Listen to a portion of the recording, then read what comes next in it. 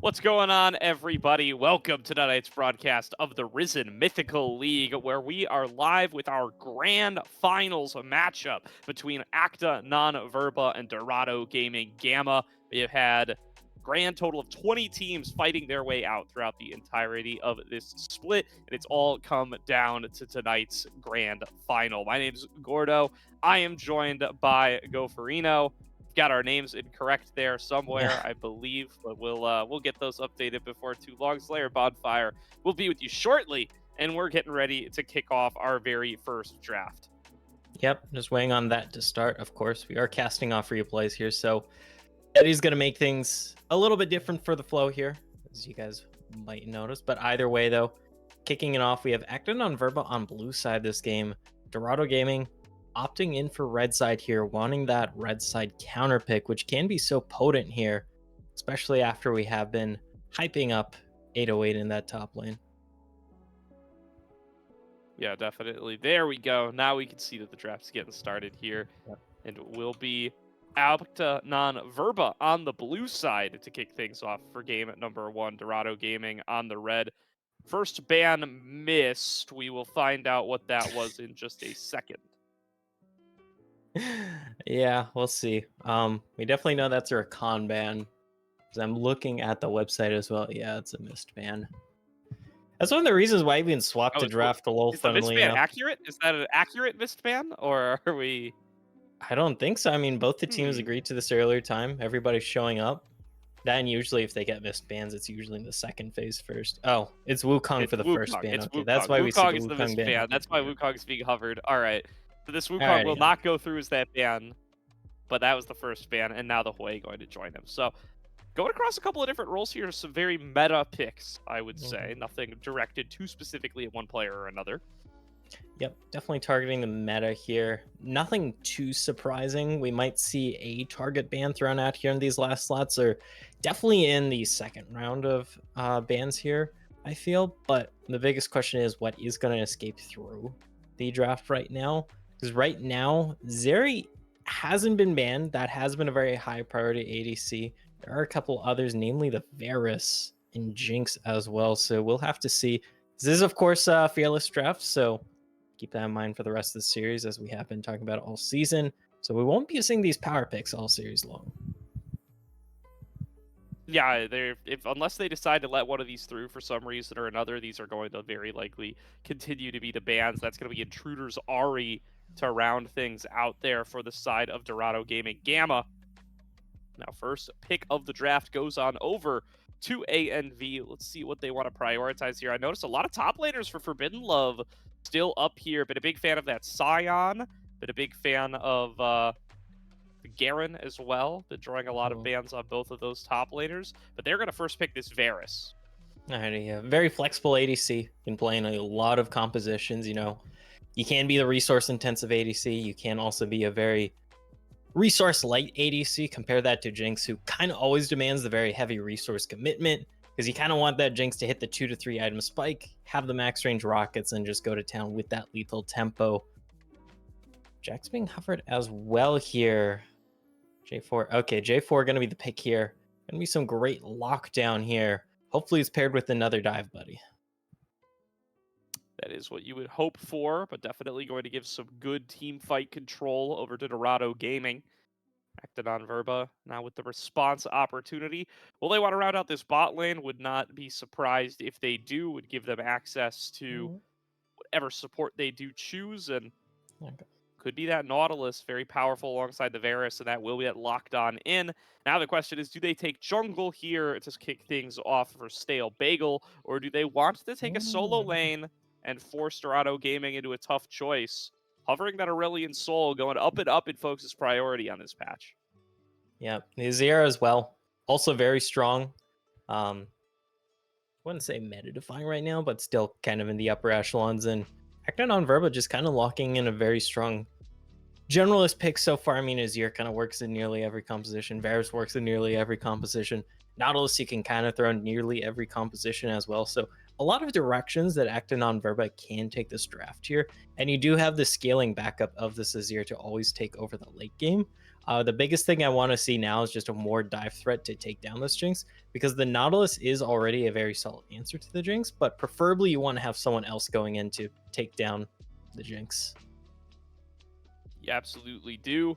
It will be that now selection of the Braum, meaning supports coming through on both sides, an opportunity to ban away junglers from the side of Dorado Gaming, opportunity to ban away mid laners for Actanon Verba, and with that, Azir already being so heavily prized, Hwei and Ahri already on the ban list. They really can try to pinch this pool pretty hard for the side of Kerrigan and force him onto something that you may not play too much of these days. I mean, there's not a lot of scenarios other than deep, fearless drafts that frequently call for you to have to dig this deep into your mid laner pool. Yeah. So last man gonna be coming on through here. Strong prediction is that Dorado Gaming gonna be locking in their mid laner here, since then you can save R5 counter pick for top. And like you mentioned here, Gordo, most of the meta mid laner is taken off the table, so we'll see what they go for here. You can go for the Veigar counter pick if you want to. We have seen that a little bit here and there, and you do still have the Jinx for scaling. Kind of pairs well with the J4 because if they're trapped in the Cataclysm, you can just throw the cage down. But we'll see what Dorado Gaming do want to go here. Yeah, the question is, are you even confident to play something like the Veigar? Instead, it's going to be the Sylas. So a champ we don't get to see too much of, a champ receiving buffs in the next patch, but not particularly on this one, and those are going to be more jungle focused anyway. So I have to see how they're going to be able to perform on this melee mid up into the Azir matchup. Meanwhile, junglers banned away, Volibear and Lee Sin taken off the board. Here's a still QSS-able Mordekaiser being hovered by Actanon Verba, but they're going to take the Poppy instead, and that's likely going to be in the jungle. Super good against this Sylas and this Jarvan. Yep. Yeah, one of the strongest matchups to have into the J4 with the Poppy, since it is just so easy to stop the flag and drag, and helps set up your back line here. Skarner was hovered. Just a PSA, that champion is not allowed here since a little too recent, so just disregard that, and it's going to be the Croc. Little Croc action here. Do like that paired up with the Poppy. Can be a very powerful duo up on the top side, and they're going to secure themselves that one for Forbidden Love. That is going to give counterpick over to Hazem. See what he wants to take up in the top lane against this Croc. Pretty much everything available. There's that Gragas that more and more folks are starting to go for. The classic would be the Cassante, if you're willing to play it. Jax, a little bit more of a skill matchup, and they're going to take that one. See if they're going to be able to outplay Forbidden Love and get themselves going to the side lanes. Yeah, very solid comps locked in here for both sides. Dorado Game, of course, going to be playing the Jinx card here. A lot of frontline and one huge damage threat, whereas Actanon Verba, definitely more spread out here, very generalist comp, and it sounds like we're getting ready to head into game here. Yeah, and with being on full replays, since the Spectate client's still broken, we do not have to wait for the spec delay. So let's get over to Bonfire and Slayer to kick us off for game number 1. Take it away, guys. Thank you kindly, Gordo and Goferino. It's Slayfire here, taking you through the Mythical League Grand Finals, the first one under the new banner. Super excited to be here. Double super excited to be here because I'm with Bonfire. Triple super excited, Bonfire, because it's a fearless best of 5. Triples, I mean, that's very excited, I would say. But I gotta say, astute observation. I gotta say, I'm probably just as, if not more excited. Could you believe it? Quadruple excited. Yeah, for everything that you said, it's always a good time to be able to watch two of the best teams that this league can produce, or I guess you could argue the two best teams that this league could produce. Battle it out, the best of 5, fearless. It's on replay, which is, not ideal, but it does mean we can get into these games quicker. So it is a good time. No hanging around. It's just straight action after action after action. Exactly. And what a matchup do we have storyline-wise as well? Actanon Verba, they were knocked to the lower bracket right off the rip, and then they proceeded to not drop a game for nearly a month's time. They only dropped one in the losers finals to make it to this point. But you also have Dorado Gaming Gamma, but Dorado Gaming more so the one I want to focus on. They are certainly a royalty organization at this level and in Tier 3. If they win the Mythical League, they will have the trifecta of championships under their org title in Dominate, Unstoppable, I believe, and then Mythical. Yeah, Dorado is one of those organizations where, I'm talking like 2010s New England, man. It's just unfair how good they are in every single level. And I think that goes back to the staff. It goes back to the org owners. So even if they don't win this, I do want to give them their flowers. It's pretty incredible that they are put in that position where they could win the trifecta, because I can't think of another organization who's even really gotten close to that. You have good teams, you have good players in certain leagues, but to be able to juggle those expectations at every single level is incredibly impressive. So even if they don't win, it's still an incredible feat that they made it this far. And obviously the faithful of the Dorado Gaming want them to win, because that would be a pretty insane feat. Yeah, the only name that comes to mind for me besides Dorado Gaming would be the staple TA Black team that did a run of winning across multiple leagues when they were around, Team Ambition. But hey, we got a gank going here. First one, Hazem gets canceled out of his jump, and that is as easy as it comes for First Blood. Stale Bagel grabbing that one. Yeah, I mean, that's basically that's the counterplay, right? If you get the ground on the Jacks, it's just about dead. It came down to a timing battle, and Stale Bagel, living up to the name, bite down, and you're going to get a lot of broken teeth. Every time you talk about bagels, I just remember that you showed me the greatest tasting bagels. This guy, like you mentioned, though, not a great tasting bagel for Dorado Gaming off rip. No, ANV, happy about it. I'm a big bagel guy, so I'm curious how many bagel references I can get in this cast. I guess we'll just have to see. As I guess early on, I got one early. We'll say, but ANV, I mean, this is a great position to be in. You get your Croc ahead, you put this Jax behind, and you help this Poppy get a little bit further ahead as well. So it really is a fantastic position, up 500 gold. Yeah, Hazem going for that flashless grasp, sort of tankier Jax. Not the only intriguing grasp choice on the Rift, by the way, is we spent a little bit of time hyping these guys up. Now we can look at some of these rune choices. Intruder going for that grasp Azir tech that has been getting more and more popular.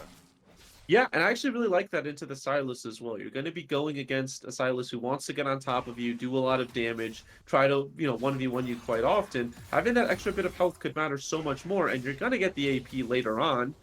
Intruder could be in some danger. I like this hover right here from Stale Bagel. Let's see if Goldel still pulls the trigger. Cody looking for it. Abduct does land onto Intruder, has his flash if he needs it, dashes away, but still they go another great ground to force Goaty off his flag and drag, and everybody walks away safe. Yeah, I mean, this Poppy and the ground, like a bagel and cream cheese, it's an undefeated duo at the moment. There's two, by the way. I'm aware.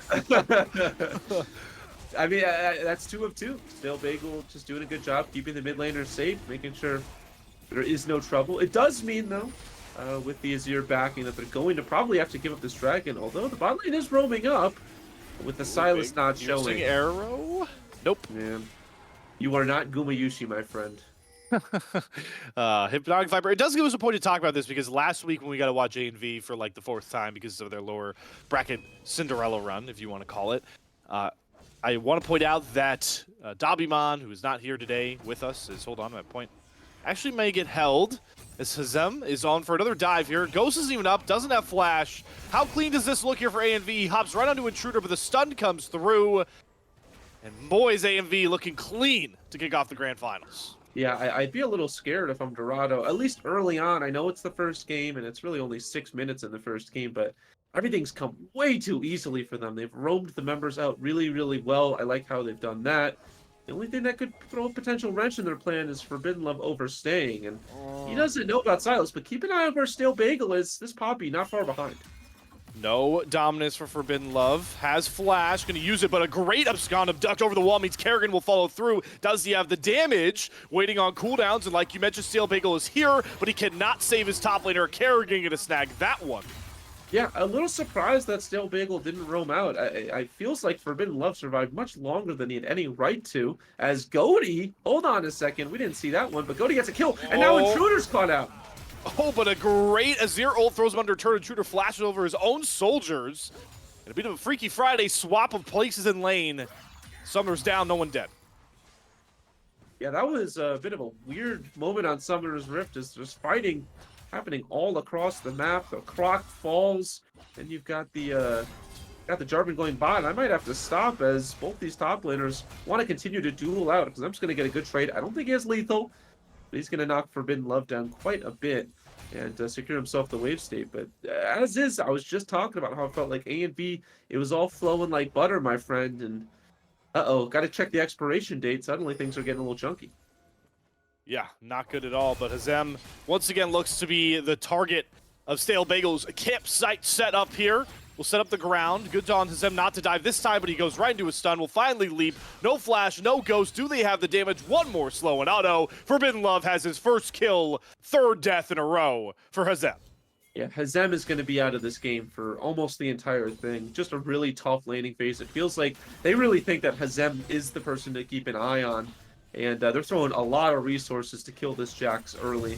So I know that it's only the first game and it feels too early to talk about adaptations, but you have to think the coaching staff at DOGG is watching this and thinking, how can we help our top laner out? Because, tell you what, if you were in a solo queue game and you were getting the Hazem treatment, you would not be happy at all, especially considering the fact that it doesn't feel like a lot's being gained across the map with it.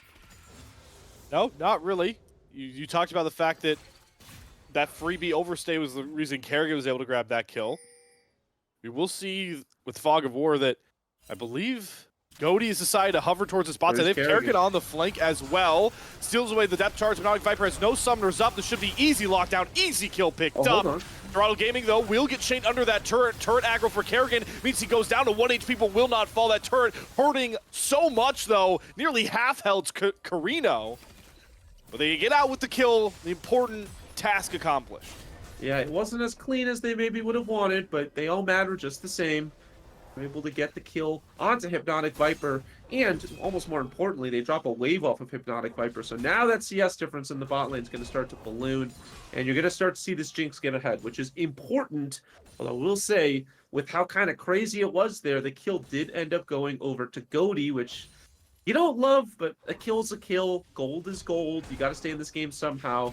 And you can't be too picky, we'll say. So ended up being pretty decent right there as I'm just trying to farm under tower. Forbidden Love has to be kind of careful as he takes 2 tower shots. But again, I just don't know if Hazem ever is going to have lethal on this Croc. Yeah, it's an interesting state to be in the early game because I do want to ask you about it, Bonfire. Hypnotic Viper is on that Hail of Blades, lethality Varus. So being 0-2, I'm curious where you think he stacks up with how behind Hazem is on the flop side, but you'll have to answer that in the question. Is brush check from Marcotte means he puts up the shield. Kerrigan, once again down here to flank, does have the Chains of Corruption. Gonna drop it onto Stale Bagel. A huge triple knockup will sink through, but all the damage gone in an instant for ANV. A double to Kerrigan. The bot side is a gold mine for Dorado Gaming. Yeah, Kerrigan's keeping them in the game right now. The constant roams have been so important. How many kills and assists have they gotten? Well, I could tell you there's 4, but it's more of a figurative thing. It feels like they've been everywhere across the map and have just been omnipresent in this entire game. This Sylas, it's one of the strengths that Sylas can provide. It's why maybe they didn't go towards the Vygar, because they would rather be that roaming threat.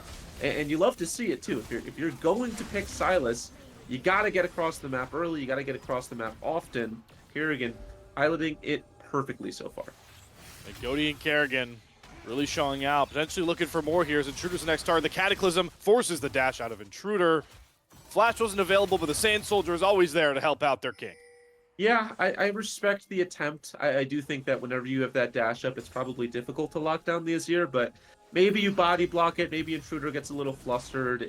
Well, what are you losing? A Cataclysm? You're probably not going to fight in the next 2 or so minutes.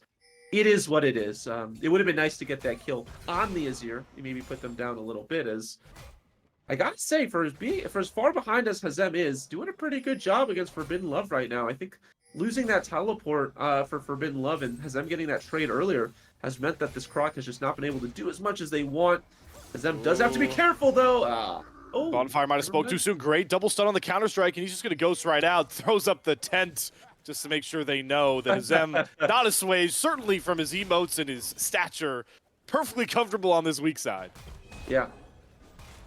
Doing a good job of stemming the bleeding. If you've ever gotten a cut, you know that, as Marcotte has to be careful. I think it's just dead. Yeah. Ooh, good flash. Gets away from Intruder, and Kerrigan's here now. There's the Shuriman Shuffle. Kerrigan has one of his own if he wants it, but that defensive teleport paying dividends once again for Dorado Gaming. Yeah, I think that was both teleports. The Azir using it as well. So both mid laners seeing if there was a bit of a scuffle bot side, but the penalty box they both go, and that's all they'll have. A little 2-minute warning, we'll say. Hockey reference for those getting ready for prime time as, Forbidden Love has to be careful. Let's see if they can knock down this Croc. Is not going to go, and yeah, I think this Croc is good as dead. Ooh, does flash away, gets the second dash, and just like that, out of thin air, Forbidden Love is safe for the time being. With no wave, Kerrigan, he doesn't want that dive.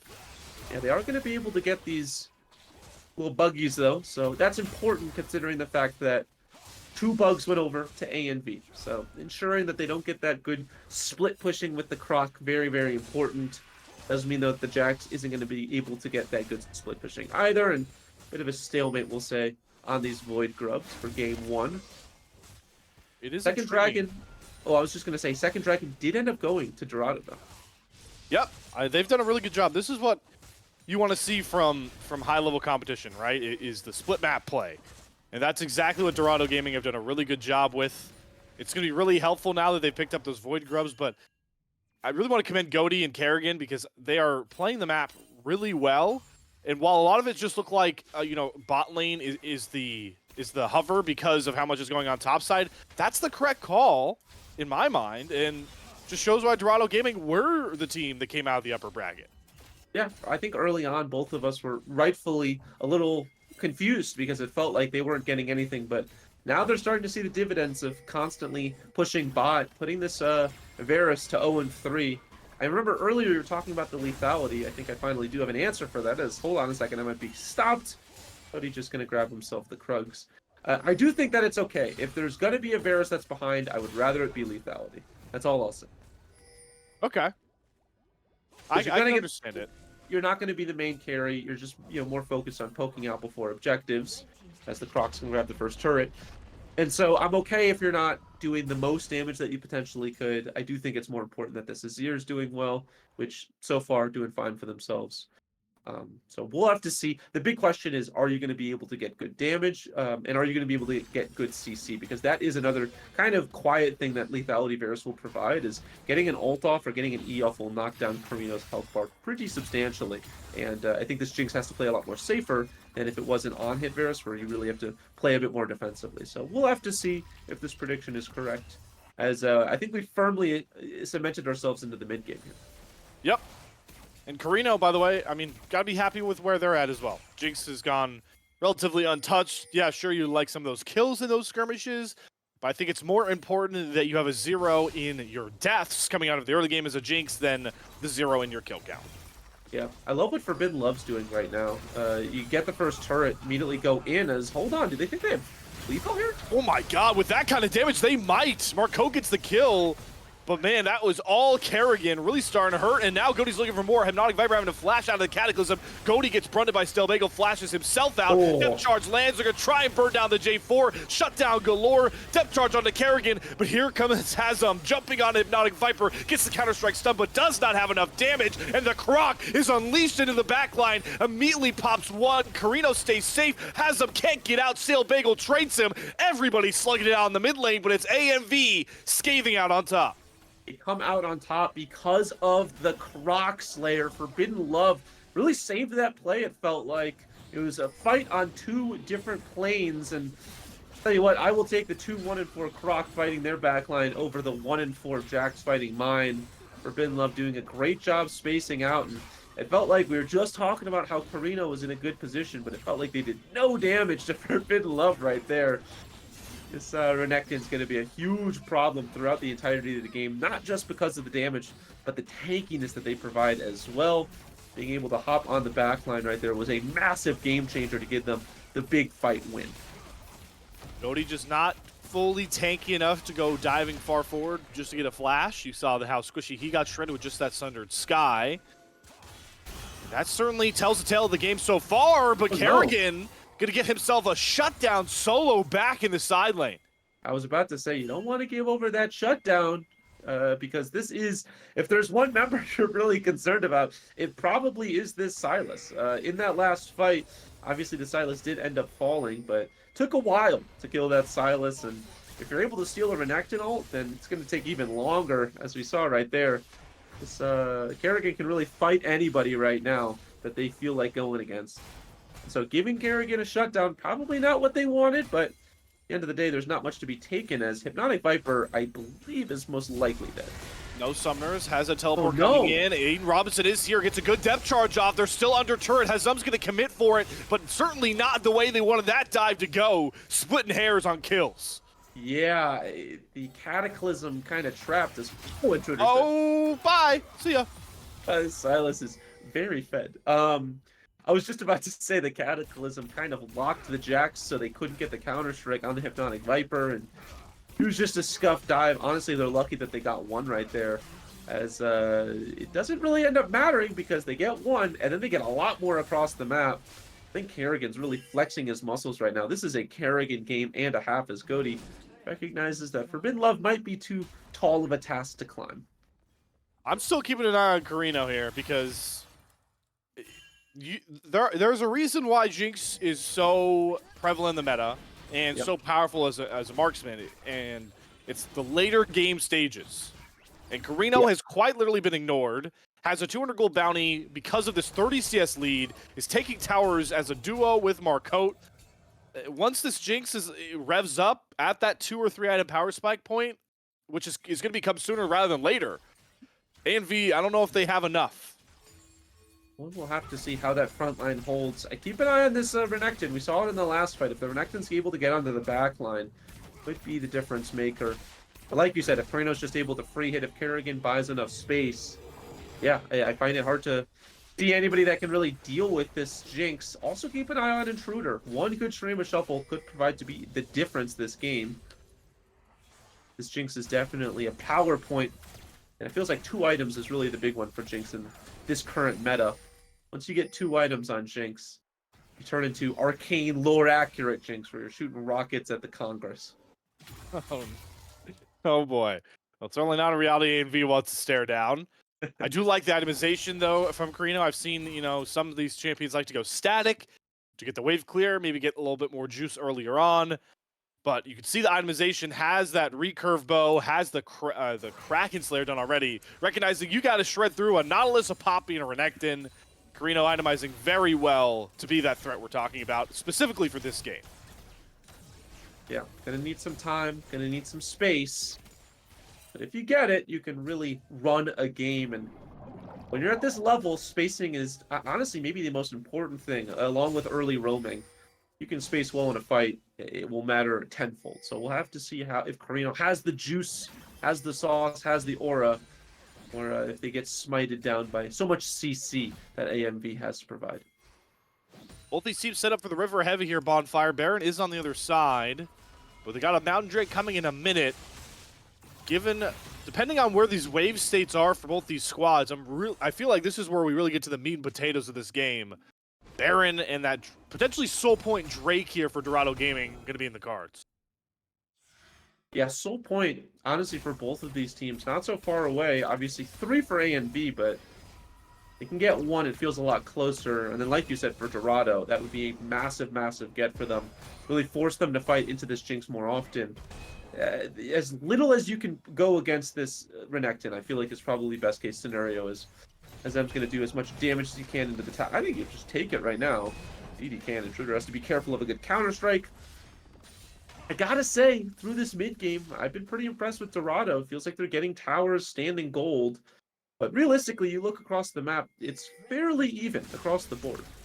Just got even more even with that mid tier 1 dropping both those down. All of A and V are here. That dredge line missing might have been enough to keep them off the play, but they are committing all 5 members down to this dragon. A recall from Hazum. Curious where Dorado wants to go with a lot of the map open to him with wave states. Yeah. A and V has really, really good vision right now, and so it's difficult for them to even get close to that brush. I mean, a Nautilus, a Renekton, you're just dead if you walk close. And so it'll be Braum who's the sacrificial. This is an insane play, by the way.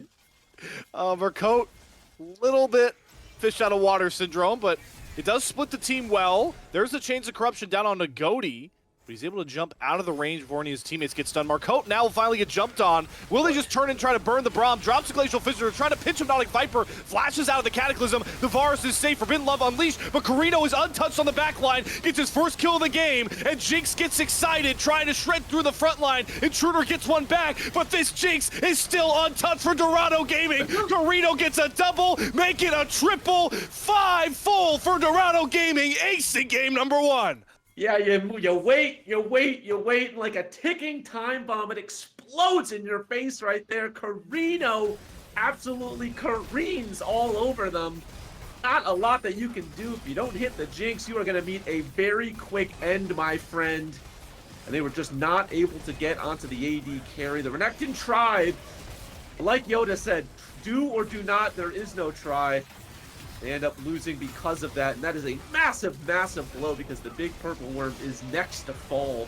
That is a huge buff for DOGG, and they are way back in this game. Yeah, if we're going to continue the train of Star Wars references here, I'm pretty sure Carino just did his best Mandalorian impression, and everybody on AMV were the Stormtroopers. So, didn't bring the coolest gun to the fight, and, you know, if it paid to be right, I'd be happy at this moment, but we talked about it, Bonfire, and now it's getting even worse. That LDR done for Carino. Oh no. Dorado Gaming, they want to look for more here. Forbidden Love doesn't have flash, doesn't have a dash up, stuck in the Cataclysm, gets the Dominus down, taking up a lot still. Bagel will show up, but maybe jumped in too hastily. Hazam gets a revenge kill down. Aiden Robinson held off from the rest of the team still. Bagel caught, Hazam gets a double. That's gotta feel nice to kill off the campers in his top lane. Claire, I'm gonna keep it honest with you as a caster. Normally I'm supposed to watch the entire fight. I'm only watching Carino. I am solely watching Carino, and I'm basically watching it like a TFT game. Will my front line stay alive long enough for my one damage threat in the back to do enough? The answer is yes so far. The answer is yes in spades. It feels like because Jax, there's just so much frontline. We talked about it in the draft. I know Gofrino and Gordo mentioned it. Jinx is just able to do whatever they want. And they don't have a lot of gap close. Gofrino brought it up. With this Nautilus, you can't just go in by yourself. The Renekton's the same way. And they don't really have enough juice to be able to get onto the Jinx. And it's costing them their lives right now. Also, don't blink. Hazam back in the game. 6-5 after a pretty terrible start. Scaling back up into it. On the other side of things, Hypnotic Viper, I was wrong. Not in this game at all. This Varus feels fairly useless. Well, might get even worse. I thought Kerrigan had another catch. Shades of Corruption whiffed. No. Most Swift ultimate of League of Legends competitive play, baby. Happens every game I cast, I swear. I feel like it's either that or the Sejuani ult. But at least with Sejuani ult, if you miss it, you get the slowing field around it. If you miss Varus ult, you just get sad face. There's nothing you could do about it. You tell your team, ignore that, and you gotta wait for the cooldown to come back. Well, no cooldown for this turret, Bonfire, as Carino knocks it down with ease. Dorado Gaming looking real poised with that purple banner. And like you mentioned, they're either caught up in lanes they were behind or vastly ahead in the others. Carino and Kerrigan right now near 3 items or at 3 items, and Kerrigan's third item got a bit extra juice. They have to be careful, though. They don't have the Jax here. They can't get pigeonholed into a tiny area. I don't love this. Well, that's a good set of choppers. Carino will be safe. Not that no damage coming through to catch Goaty and company. Kerrigan will go golden. A dredge line from Aiden Robinson onto Carino. Stays safe, but the front line is burning down first this time. Hazam will pick up one. Intruder going a little too far forward. And once again, it's who else but Carino with the turn. Triples up. If you don't catch this Jinx, you will fall across the line, AMV. Yeah, they are recognizing that. I think the Croc's going to get turned into some Crocs, my friend. Indeed, he does get shot down. And Carino is absolutely massive. I also want to give credit over to Hazam right there. I was talking about getting back into the game. That Jax did a lot. Carino can't do everything by themselves. Hazam was there to provide secondary damage. And Slayer, is that just the game? It might just be. Carino's excited. No, they're hedging their bets. Yeah, Hypnotic Viper got back up. You would have 4 in your face in a matter of 10 seconds. Yeah. There's no reason to push the tempo, right? Because you have Baron and Mountain Soul to play for, and not only to play for, but with the given scenario, Bonfire, if you're AMV, you have to try and match at least one of those 2 big-time neutrals coming down. Yeah, they got wave shoved in as well before they backed, so they know that AMV is not really going to be able to do a lot to get vision, to be able to ensure that they're okay. And Intruder, you are dead, my friend. Okay, gets a good dash, dodges out on the stolen It's a Emperor's Divide. two-level difference. It's a two-level difference in the mid lane. Yep. I mean, the level differences are rough on both sides. It's 2 levels for the AD carries right now at this point, and Hazam, who is even, if you told me that about 10 minutes ago, I wouldn't have believed you. 2 levels in the jungle as well. I mean, it feels like they're just getting bled out of resources. They're doing okay across the board in terms of CSing, but just the fact that they've given over 22 kills, there's going to be a bit of an issue as, oh, that's a tilter. Hazam, I know he's smiling ear to ear with every one of these little baps he gets back at Forbidden Love and Stale Bagel. That's Hey man, after that early game, I respect it. Oh, 100%. Without a doubt. But A&V, they do have some good crowd control to try and lock someone down. But like you mentioned, it's just so hard because you got 4 frontliners in front of Carino. If they could get those Chains of Corruption, maybe a depth charge, they get Forbidden Love onto Carino. Does look like a very different game. Potentially, as we've got 4 roaming bot. Oh, hold on a second. All right, Bye-bye. that's the eighth death for Hypnotic Viper. Kerrigan goes back in. That's a huge Shurima shovel from Intruder, but he just throws tanks at the rest of his team, and look who showed back up. Carino is here alongside Kerrigan. They're diving under the inhibitor turret. No fear in the eyes of Dorado Gaming, but they've got a Croc on their flank. Immediately flashes onto Carino. Carino will finally fall. Forbidden Love is up. Full rage bar. Still Bagel still alive. You got Hazam showing up. This is pandemonium between 2 turrets. Kerrigan will get out with a double. Hazam's going to try and chase down Still Bagel. Forbidden Love doesn't know which side of the crosswalk he's on, now trying to get back towards his base. It was messy, but Dorado Gaming win a fight without their Jinx. Yeah, they sell out for Carino, but once everything's sold, there's nothing you can do.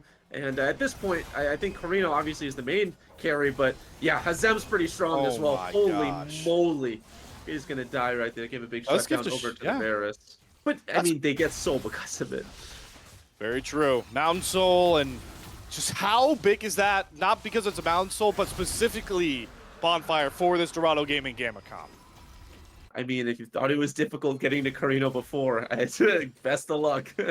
I don't see I don't see how they're able to get through to Carino. But if they can, I mean, you saw in that fight, once they get through Carino, a lot of that damage really starts to slow down. It's a bit more in bursts, you know, if you can get a big E off on the Silas, if you can get a good stun off on the Jax, then you get the damage. Carino's the consistent damage, but if you kill this Jinx, maybe there's a world you can, you know, get a team fight win, grab a Baron once you're this late in the game. Death timers are fairly up.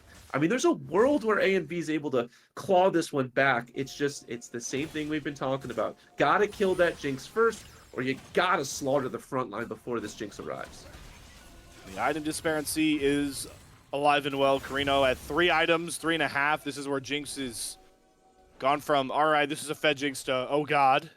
And then you've got Kerrigan, who is full stacked on the Medjai's 3 items as well. So the AD and the AP damage ahead here for Dorado Gaming, and yeah, they're pushing the tempo. Here we go. We got a fight here, though. This is going to be a 5v5. They're immediately looking for a turn here. Carino's holding the aggro himself. They'll now readjust. Hazam on the front line, a tankier Jax than normal. Eats the Chains of Corruption. Dredgeline as well. Hazam now very caught, very low, hops out. Marcote takes his place. 4-man Glacial Fissure, and now the rest of the squad shows up. Great flash from Carino to get away from Intruder. Just buying space. Hazam will pick up the kill, but Carino stays up. That means nightmare fuel for A&V. The rockets are flying. The gray screen's up for A&V. Couple more shots will do it. Ace and game 1 win. Dorado Gaming Gamma. Carino is clean with it, doing his best Mike Jack impression right there. You can't touch me. Able to dodge out on the engage, and my friend, you sell out trying to get Carino. That's all you're gonna get. A game 1 loss. DOGG. Oh, little dusting of the shoulders right there. I see you, A&V. I know what you have in the lower bracket, but this is upper bracket now, and we run this ish. 3 deaths between the bottom lane of Marcote and Carino, who just gapped their opponents in this one. 22 assists, 9 and then 8 kills back there to Carino. Very great performance. A lot of interesting decisions here from A&V, especially from how we've seen their draft go. I don't think I've seen Forbidden Love on Renekton. He didn't do any very fun picks that really affect the game. And then obviously How do you get Hypnotic Viper back into this series? A lot of questions that, Bonfire, I'm not here to ask you. I'm actually Aw. here to ask the analyst desk, as you guys are going to see us for a solid 10 seconds, because I want to hear what Gordo and Gofrino think of that absolute drubbing start for Dorado Gaming Gamma in the Mythical Grand Finals.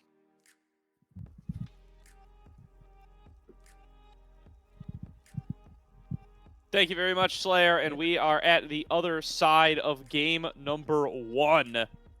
A victory there for Dorado Gaming Gamma, keeping their dominant streak going from the upper bracket now in this grand final, where they was just not able to find themselves their win, or where A and V were not able to find themselves their win. They're not able to keep it going.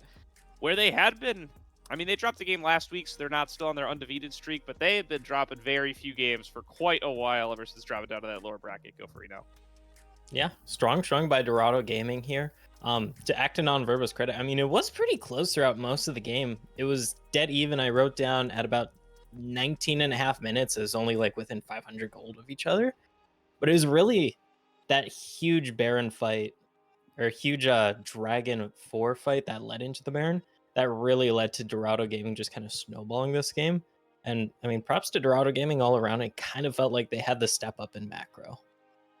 Yeah, definitely putting together a pretty solid performance there.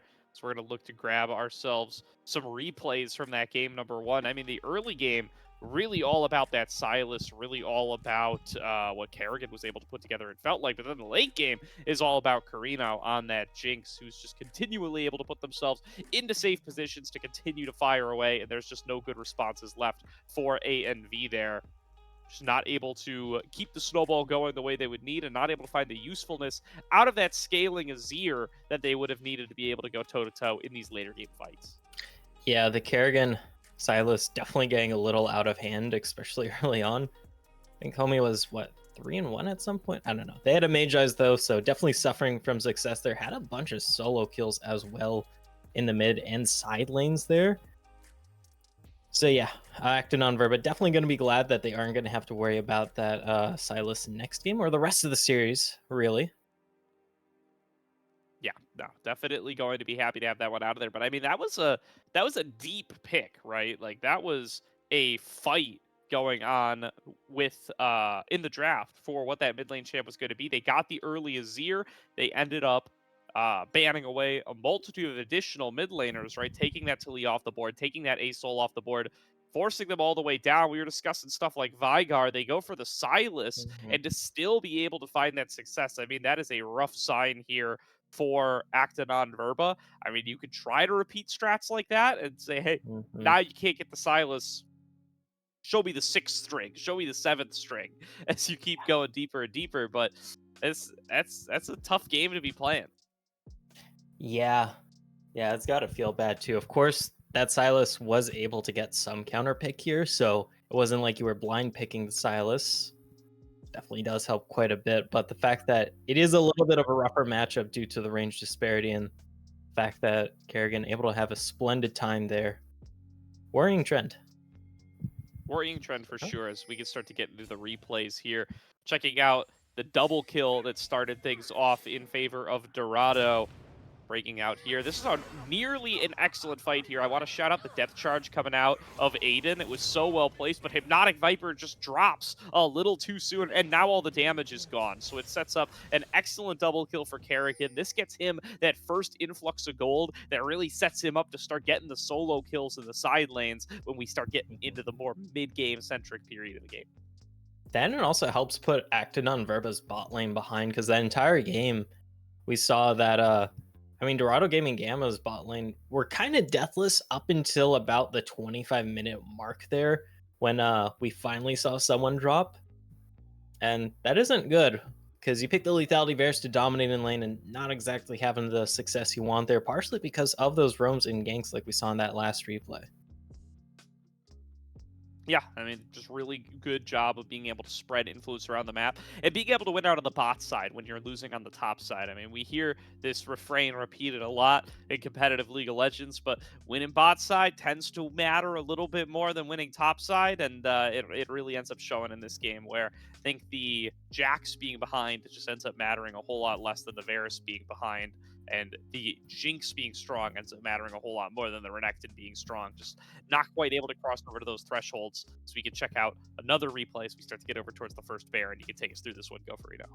Yep, this is the play that really broke the game wide open here for the side of Dorado Gaming. What wasn't seen here, of course, was the long play with that Herald that gets this Braum into the flank position. This entire fight, you can just see Carino free firing as this Jinx.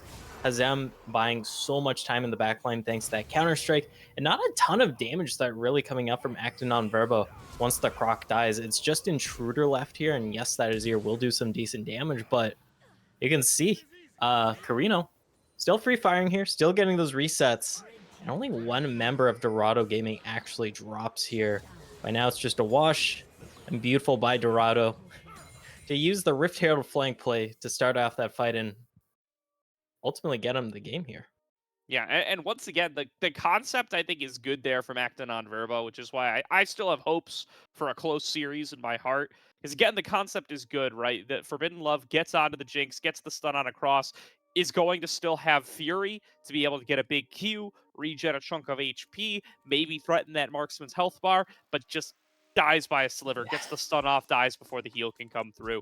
And from there, yeah, stuff gets really difficult, right? They have to start trying to get a little bit desperate. The flash over the wall there from Intruder to try to finish off Kerrigan. Kerrigan does a great job of buying additional time, putting another wall between himself and the enemy, and just getting a great punish chance through for Carino there to be able to pop off and finish off the fight. Mm-hmm. Yeah, and honestly, just breaking up the entire game for them. Beautiful plays by Dorado Gaming there in that second replay. Okay, now we're ready for the final replay. So there we go. This one's yours. Yeah, so once again, it's starting up the Baron here. A attempt at an interrupt is needed from ANV. You can't just keep giving up these objectives for free, especially when your inhibitors are down. They think they have Hasm here. They think that they're just a little bit too far up, and this might be their chance. Dredgeline back on in, very nearly able to take him out. Great little swapperoo there, jumping over with the control ward, and then the re-engage. And Intruder just not able to catch Carino with the sweep. A great flash away from Carino, puts Intruder in the 1v2, gets Intruder taken down. Hypnotic Viper is now cut off from the entire fight from a nice Cataclysm from Yodi, and by the time he can rejoin, it's already over. It's Carino mowing everybody down, and Kerrigan in there with the AoE damage as well to make sure that it is going to be the clean ace into a game end. Mm-hmm. I know, I think they dropped one there. So not the cleanest of aces, but yes. Sure, yeah, not perfect, but dropping the pretty ball. Close to perfect. Pretty close. I mean, they'll take it. They'll take the game win for sure. They're very happy with how that fight resulted. You can see on the damage charts here. I mean, like I said, you got to give some props to the Sylas here as well. You know, the Carino team fights are where the pop-offs happen, but Kerrigan able to apply so much pressure in the side lanes that they're the ones who actually end up tapping the damage charts at the end of the day. Yep. Yep, beautiful play by Dorado Gaming here. They go up 1-0 in the series. Of course, it is a best of 5, so they are going to need to take another 2 here to end the day crowned as victors. It's Actinon Verbo, but definitely not out of this. Not at all. So with that said, we are going to take a quick break here as we get ready for game number 2.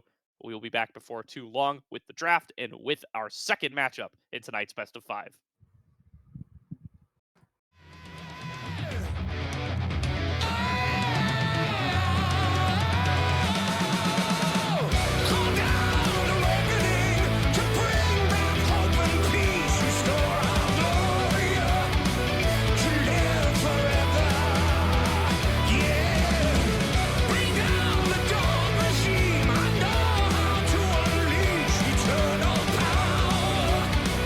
Lead us to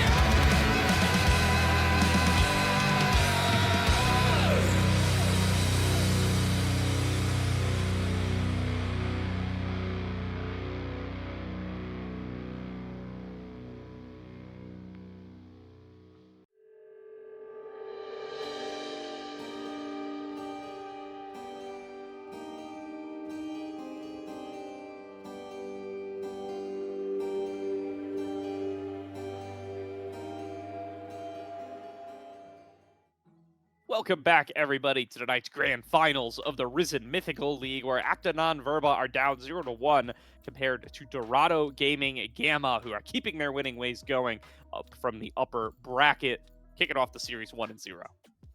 Yep, 1-0. We'll see what changes going into this next game in terms of how Actanon Verba approach the map. There is a side swap this time around, so Actanon Verba will be able to guarantee a counter pick in one of their solo lanes if they do so choose.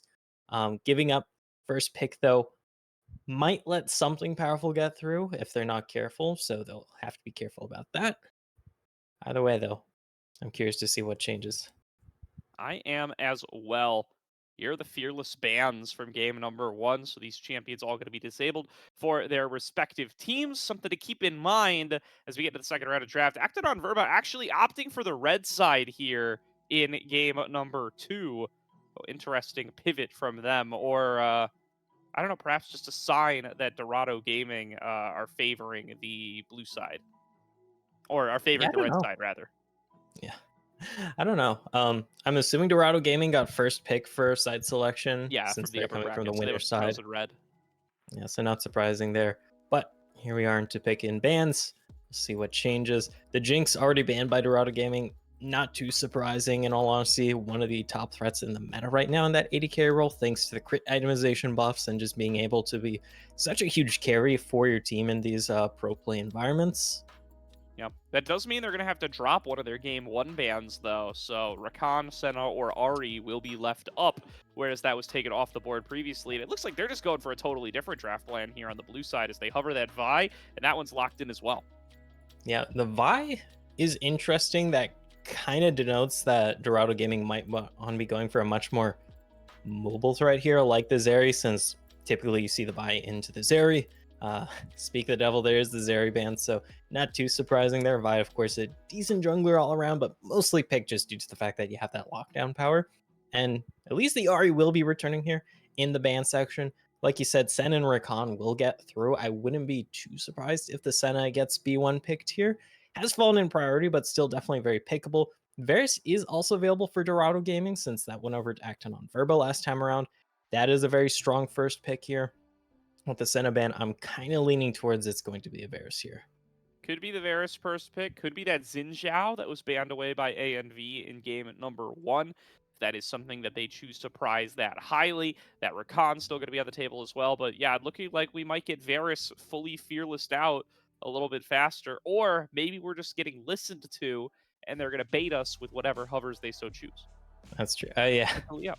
Because Actanon Verba can't lock in the Varus, so that's one of the things I sometimes forget about in Fearless Draft. It's like, oh, sometimes B1 priority just kind of changes because you don't have to worry about X meta pick being locked in by the team on R1, R2. Xin Zhao actually going to be locked in here for Actanon Verba. Dorado Gaming opting to give that one over. Its biggest counter, the Jax, is off the board right now for Dorado Gaming. So if they do want to counter this pick in the jungle that is doing very solid, they'll have to dig a little deeper into the counter pick pockets. Yeah, and hovering the illegitimate pick there as perhaps a flex. Not a flex isn't a flex pick, like a flex is in, just try to assert some dominance over Dorado Gaming here. Got to get yourself the morale victory where you can find it when you find yourself down 0-1 in the series. There's going to be the Aphelios lock-in as a scaling option for ANV. Hovering. Will the Viego be the selection up against the Xin Zhao? I always find these matchups kind of tough. I mean, you scale nicely if you could find the picks and get the resets. But in the one-on-one up against Xin Zhao, you are ill-equipped. Okay. Instead, they're going to go for that Wukong that was banned away from them in game number 1. Yeah, Wukong has been doing really solid in Mythical all split long. Even though haven't seen the monkey as much in the jungle and pro play. I mean, in Mythical just seems to be right at home. Dorado Gaming also looking to lock in their 80 carry here for whatever backline, threat that happens to be backline, not backline threat. That's a different thing. Whoa! That's a Smolder locked in Interesting. for Dorado Gaming. Not a lot of love given to this guy since his Yeah. last round of nerfs, but Dorado seemed to think that, hey, we scaled into the game last time. We can scale into the game this time even better, baby. It might take a little bit longer, but they're willing to take that gamble. Interesting.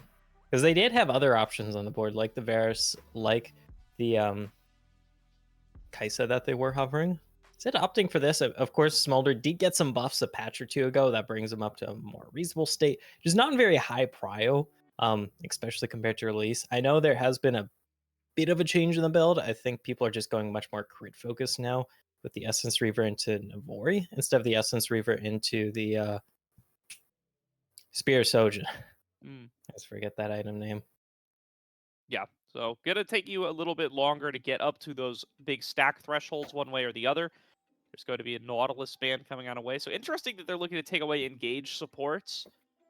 Might, in fact, be a little bit of an enchanter angle to try to make sure that this Smolder is going to be kept as safe as possible the bottom lane. As this is a dive bot kind of angle here if you are ANV. That is certainly what I'm looking to do at this point in the draft. Karma going to get potentially banned away. Yeah, that's another really strong duo to fight alongside that Xin Zhao.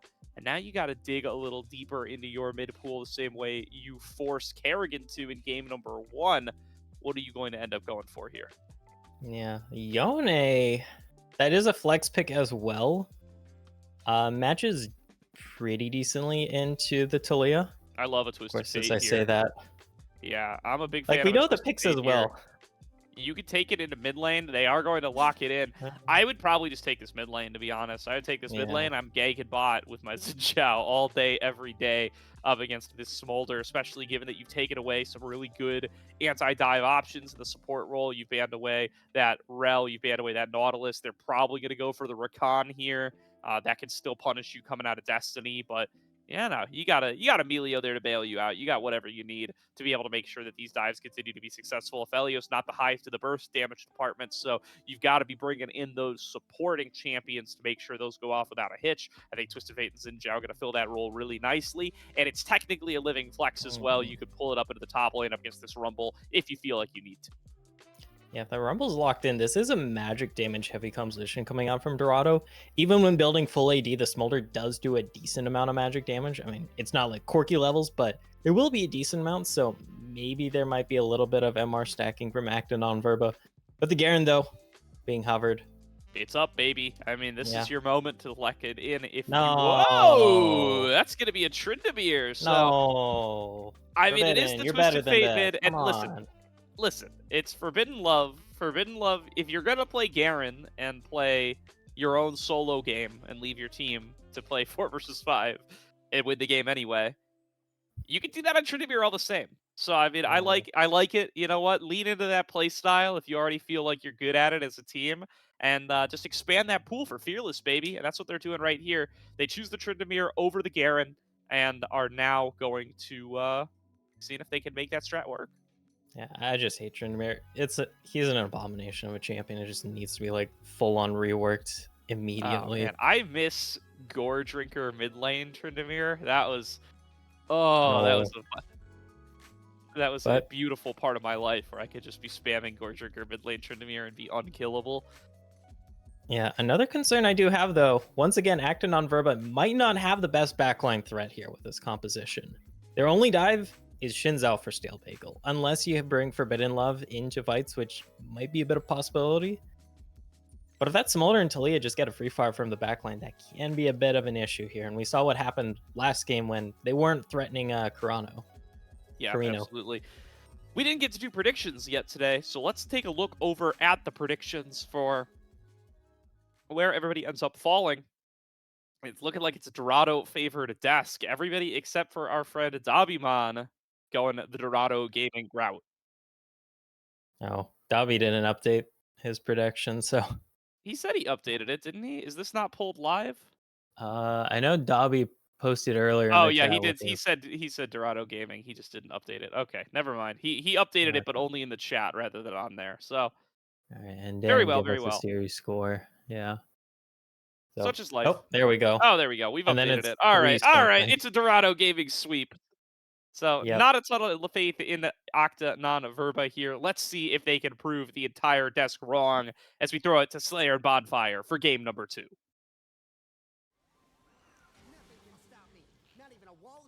Game number 2 afoot.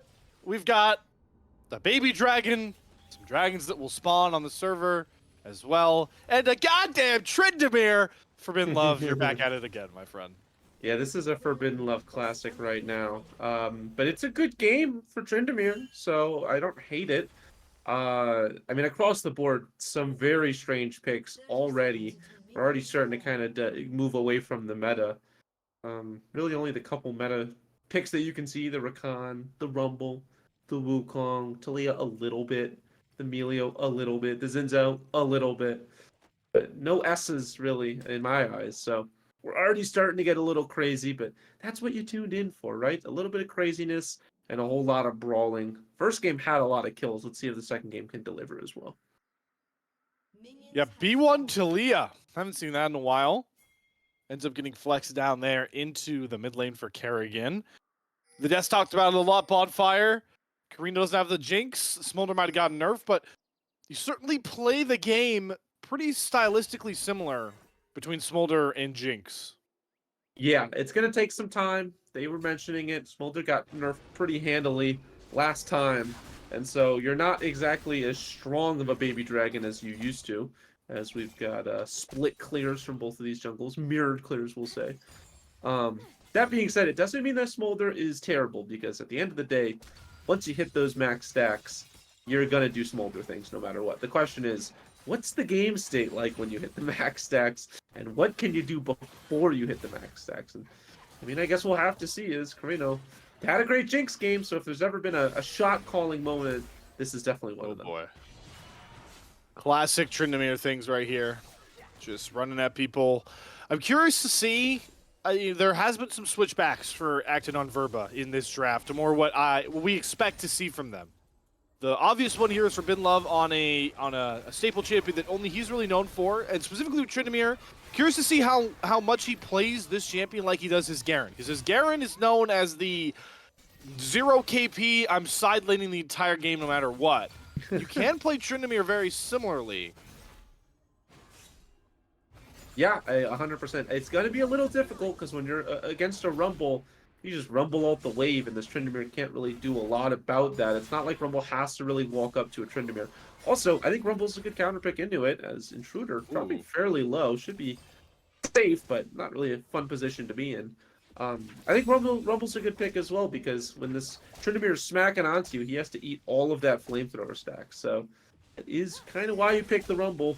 The question is, when you're against a Tryndamere as good as Forbidden Love, will it matter? And, I guess we'll have to see as this game goes on. The other stylistic switch they had was opting more for a scaling bottom lane. They're a lot more used to. Something I did not get to mention last time because we were interrupted, but Dobby commented on Acton on Verba's win in the lower bracket finals. He wanted Edgen, the starter on the roster, back for the support role. Thought that he would be a lot more helpful for them against Dorado. It is Aiden Robinson still. We have a gank coming in the mid lane still. Bagel back at it again. No. Yellow card's going to land. They get the stun. Flash to get the knockup. Kerrigan has nowhere to go but to the gray screen. Back to the base. First blood found. Goaty just a little bit too late. Will now get stunned up and get some solid damage back his way. Not enough for lethal, but a great start for AMV.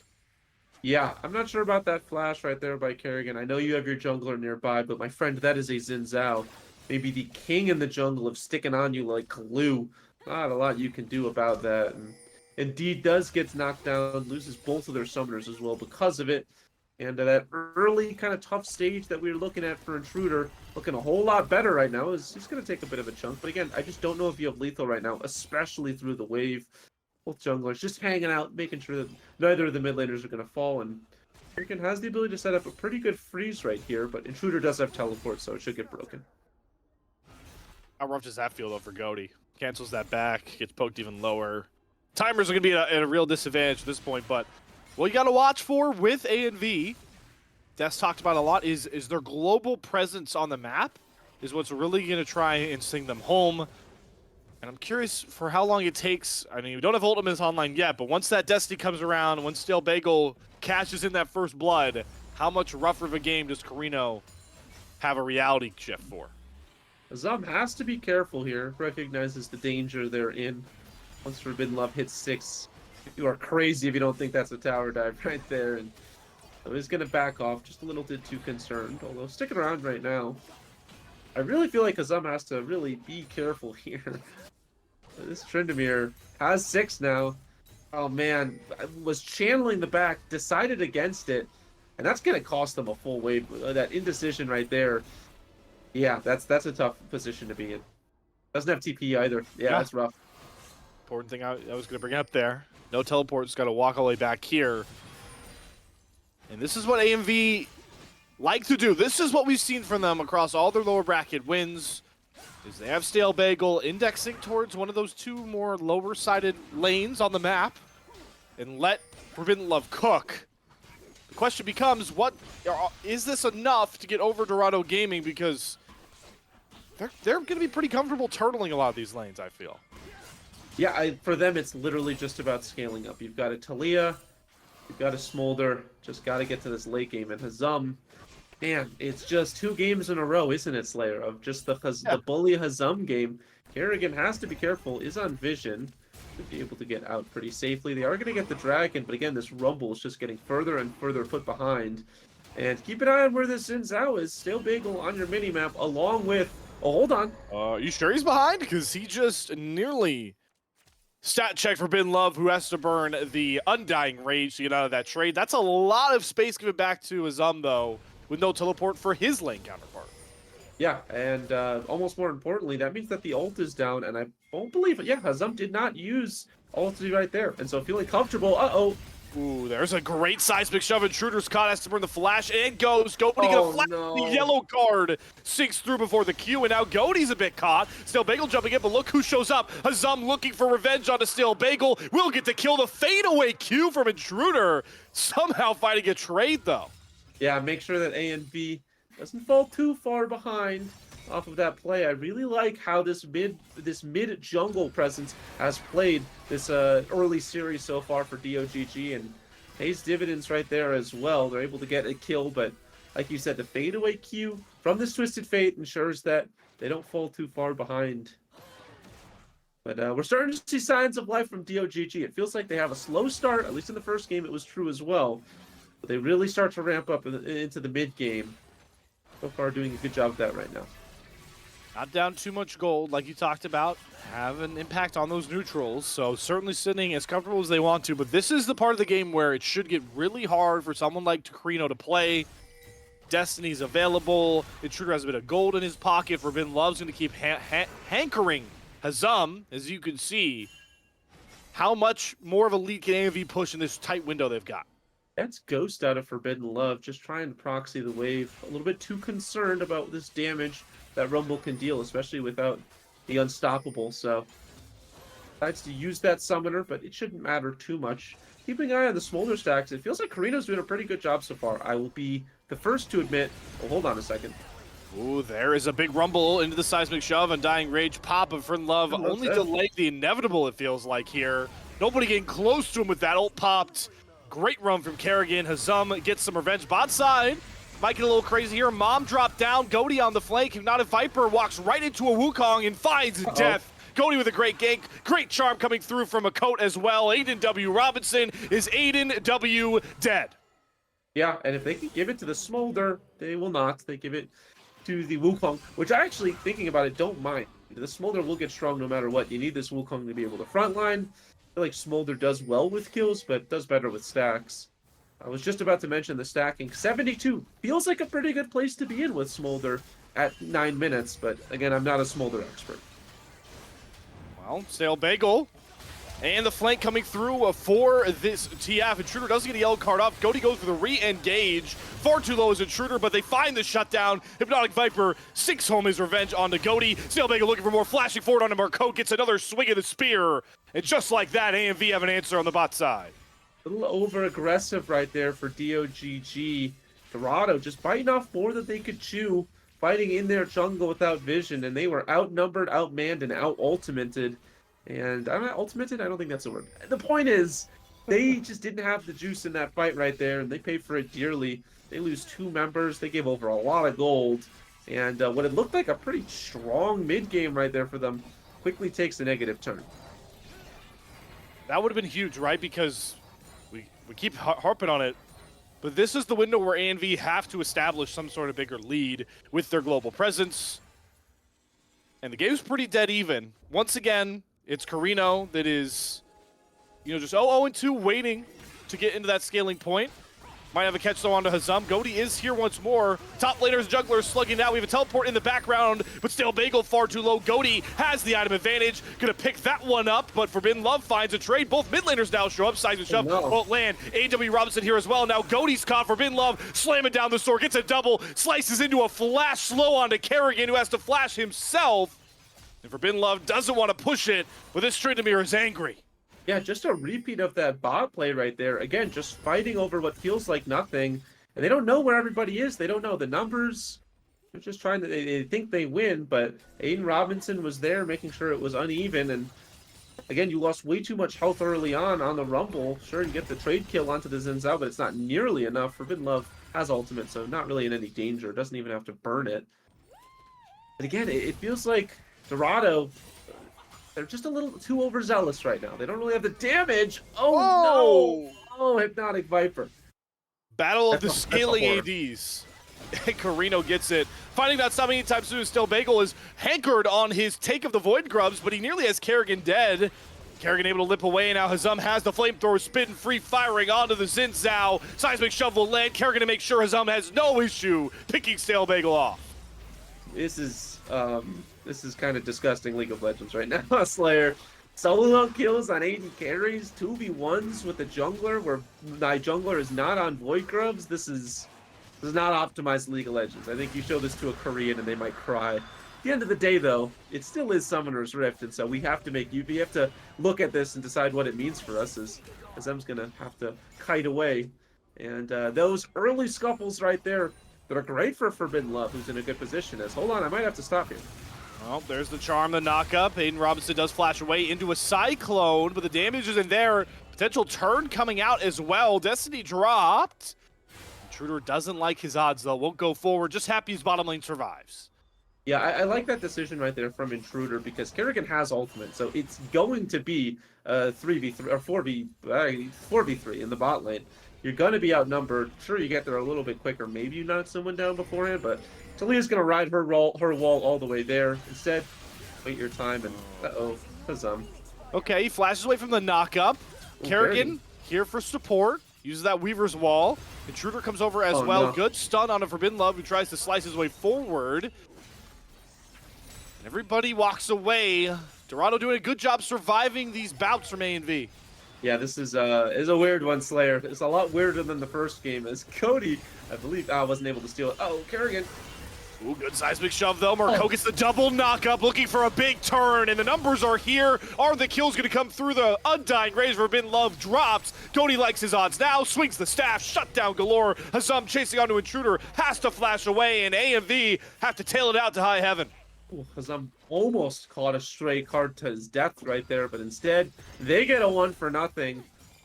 I said I wanted fighting in this game. I don't think I meant this much fighting. I mean, I'm not complaining, but holy moly, as again we've got more AD carry battling. Hypnotic Viper able to walk this one out. A lot of insane fighting early on in this game, and I gotta say, I do think it favors DOGG. I think if I'm Dorado, Oh, no. Hypnotic Viper, what are you doing? Man, these are the two hardest scaling ADs, and they're just slugging it out. Hazam might die to Stale Bagel as well. The flamethrower not enough, so A&V will have a trade, and this bloody skirmish-filled game continues.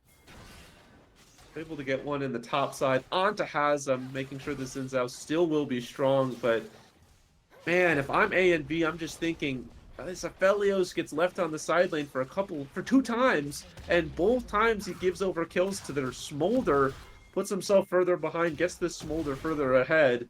That's a bit of a horror. Yeah, I like my Xin Zhao being ahead as much as the next guy, but come on. This Smolder is hyper scaling ahead further than they probably have any right to be, and we might be screaming nerf Smolder after this game. We'll see how it goes. Another game state bonfire with Dorado Gaming. Jump on those dragons first. They got the 2-stack going here. So they're in a good position. That Goaty will not be challenged for this Herald, even though Forbidden Love is right in the area. So it's the same recipe, right? Working out for him. Should just be able to dash away. That's the Tryndamere special, baby. I gotta say, as somebody who's not very acrobatic or athletic, Tryndamere, I mean, you just spin in a circle and you know exactly where you want to go. That's impressive. See how impressive it looks when he gets heralded under the turret here. There's Undying Rage out. Put the timer down. He's going to slice his way back out. Marcote's going to chase him down with the quickness and steal the kill and maybe get himself and his team a second. Knock-up galore. Still, Bagel's gone. Here's the flake for ANV. There's a big Aphelios ult, but Mom drops through. Karina looking to push forward. Look how low the health bars are for Dorado Gaming Gamma, but they still like their odds. Stun sinking through. Breath of Life. Not enough. Aiden Robinson drops off. They get the knockups. They're fighting the kills. It's just Intruder left. Another game. Another early ace for Dorado Gaming Gamma. Dorado Gaming is inevitable, Slayer. It feels like no matter what you do, no matter what early game you have, put Hazam behind as much as you want. It's just a repeat of game one, baby. Dorado Gaming will find their way into the game state no matter what. And they just team fight better than really anybody in the league right now. We're seeing it right here. Even if they're behind, even if it's a weird, disjointed fight, they roam the members over. They find their picks. They slam them down with ferocity, showing why they are one of the strongest organizations in Amateur League. It's another Carino deathless mid-game on a scaling AD. 3-0-6. Didn't do a ton of the damage in that last fight. It really felt like it was a lot of Kerrigan and Goaty. But I'm going to make the same analogy again. At 2 items, once it gets to 3, this Smolder gets scary, and I'm sure stack count-wise, Carino's not far behind that execute threshold in good time. I just looked, 164 stacks. And that's, I mean, at this point, you're just slamming waves with your Q. So you're flying through. Yeah, 116. That's 5 stacks since I last said that. I mean, 169 now. You're getting real close, and it's getting real dangerous for A and B. The sun's getting low. Can you fight one more time? Weaver's Wall cuts off one avenue of escape. But Goaty's the real engage here along with Marcote. They're not looking to commit just yet. Intruder will get a gold card onto Carino. Oh, that was actually Hazam, but nobody commits still. Everybody's just staring each other down with the battle line set. I think if you're DOGG, you're happy about this. I mean, this is a fine wave state. You've got the Dragon lead. Even if you have to give this up somehow, you still have a scaling Smolder that's continuing to scale up. This isn't even your final form, and yet they still force them off the Dragon. They still call their bluff. Now the question is, what's the re-engage look like? Oh, there's Marcote with the quickness. Verminlove jumps in. The Dragon security's onto Carino. But Carino gets over the wall to safety here. It's still Bagel is left out to dry. And now the Smolder fully unleashed. The Moonlight Vigil Hermannad Viper tanked by Hazam goes golden. The team fighting prowess of DOGG once again singing home a double for Carino. Hypnotic Viper barely escaping with his life. And I'll nix that in the second. Grabs it with the W. Dominating his Carino. Unstoppable Dorado Gaming. Grabs the tower for good measure. Oh my god, they're going to continue to chase poor Intruder and Aiden W. Robinson as far back as they can get. And I still don't think it's enough, Slayer. I still think they could potentially die here. They're going to have to use the ultimate just to see where everybody's at. And finally, they're able to get out. But man, what a toughie right here. Early on, Indy Robinson. Oh. Falls. Making sure Intruder's safe, but Drew teleports right back in. You're not taking my support without a bounty. Seraph's Shield does save Kerrigan for now. No way. Cody is here full health. Kerrigan's still up. Still Bagel will pick up that shutdown. Cody looking for the turn. Hypnotic Viper showed up. Everybody wants this red buff skirmish, but Carino for another fight, untouched, setting up everybody else. A flash over the wall. Hypnotic Viper will find Marcote. And everyone walks out. Yeah, a little worse for wear. A 2 for 2. Like you said, it really is the Carino show. I mean, is this guy the main character in the anime or what? Holy moly. Game 1, all we could say was Carino on the Jinx. This game, it's Carino on the Smolder. I mean, I know AD carries have a bit of a complex of being the most important member, but settle down, Carino. We know. I kid. I mean, when you're this good, it makes sense. Yeah, he's just dropping waves in the second, bringing Mom in for the fun of it. Goaty looks like he wants to fight. But they'll settle down. I'm curious, how much gold is Carino sitting on? Because I think this buy is about to be monstrous. Yeah, it feels like they just got a ton of kills. We could pull up the gold graph. I think they just spent like close to 2,000. They've spent as we pull up the gold graph. That's holy moly. We're going to go back. It's going to be a full extra item. I honestly would not be surprised. Carino, yep. Very, very strong. Yeah, literally just a full extra item. He turned a dagger into a rapid fire cannon on back. The best magician of all time. Doing well for himself financially, we'll say. Got a little Roth 401k set up, making sure that this Smolder's going to have a good retirement. That's what you should all do, by the way. You want the best interest from both there. Hold on. It's a Roth IRA, not a Roth 401k. But I love where your heart's at on that one. Thanks, I appreciate it, Slave. Not a financial expert, we'll say that. But Carino might be, because this guy is rich. And now has Execute.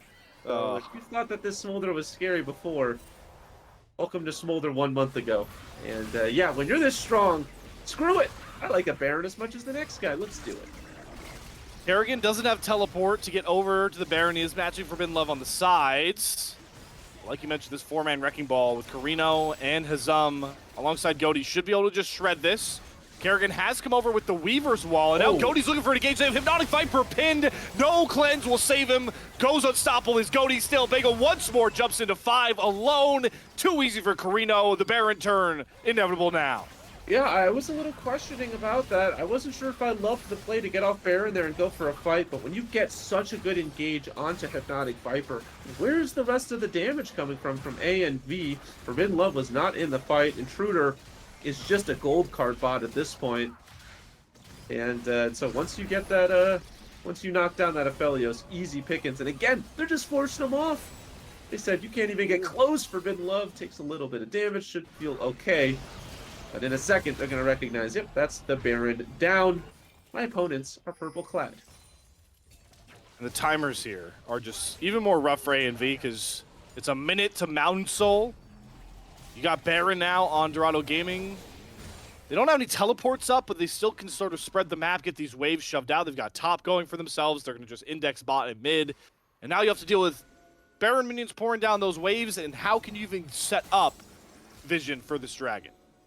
It is a tall task for sure. Now, the only positive here is that Hypnotic Viper is still Aphelios, will still do damage, but it's tough when Stale Bagel falls this early. Yeah, doesn't have that Crescent Guard up, so no way to block all these incoming projectiles. Will fall and look at the damage. Mom drops onto the back line. There's your Execute with Carino as he goes legendary. It pushes all of AMV off, and that Blast Cone helping Goaty get another Marcote sings it home. DOGG. The last 2 letters might be what we're calling here in a matter of minutes. The Hypnotic Viper. Yeah, Aphelios gonna go live with his sister now because he is dead. Is Loon dead? I don't know. I guess we'll find out later on. Once Gofrino probably tells me as they have F'd the game. Yeah. I mean, that's 2-0 lead for Dorado Gaming Gamma. In record time, a 23-minute game. It would have ended at 24 minutes with that push that was going. Dominance from the team that we have not gotten to see all playoffs long, and I'm starting to see why, because we would have had some short broadcasts. we might still have a short broadcast unless A and V can find themselves, do some Eminem 8 Mile type ish in the bathroom.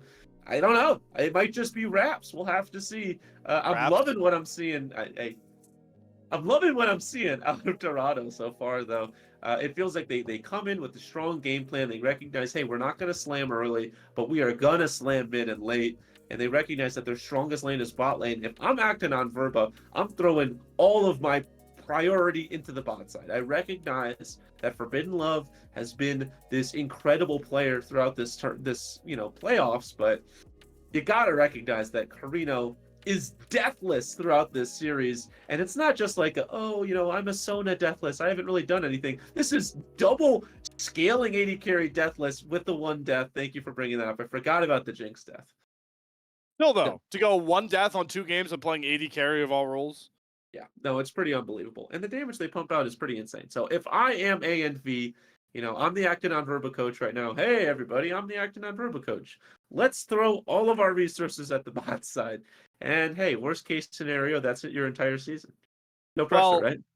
Yeah. Well, I think you're alluding to a point that I think will here be made here, because I'm smelling a Gordo rant for how that mid game got played. Because Gordo had a plan that he thought would be executed for Acting on Verba with their comp. I don't want to spoil too much of it. Gordo, tell me if I'm wrong, but I think somebody's a bit disappointed on this analyst desk with how Acting on Verba executed their game 2 comp. Yeah, you're not especially wrong there, Slayer. We're back. It's me and Goferino. I'm not thrilled with how the Twisted Fate was used, especially that first ultimate. Like, Yeah. we were set up to dive Smolder on repeat, guys, and set up the Aphelios for success. That was the game plan from the draft. First TF ult gets used top, doesn't catch anybody, doesn't get a kill. You lose like 2 waves of CS to the tower. You have to flash on your way back because you're getting collapsed on by the jungler. You end up then trading 1-for-1, losing another wave of CS to the tower as you have to recall, and you're just so far behind from there. I mean, it was a solid job, I think, for that point onward to like restabilize on the Twisted Fate.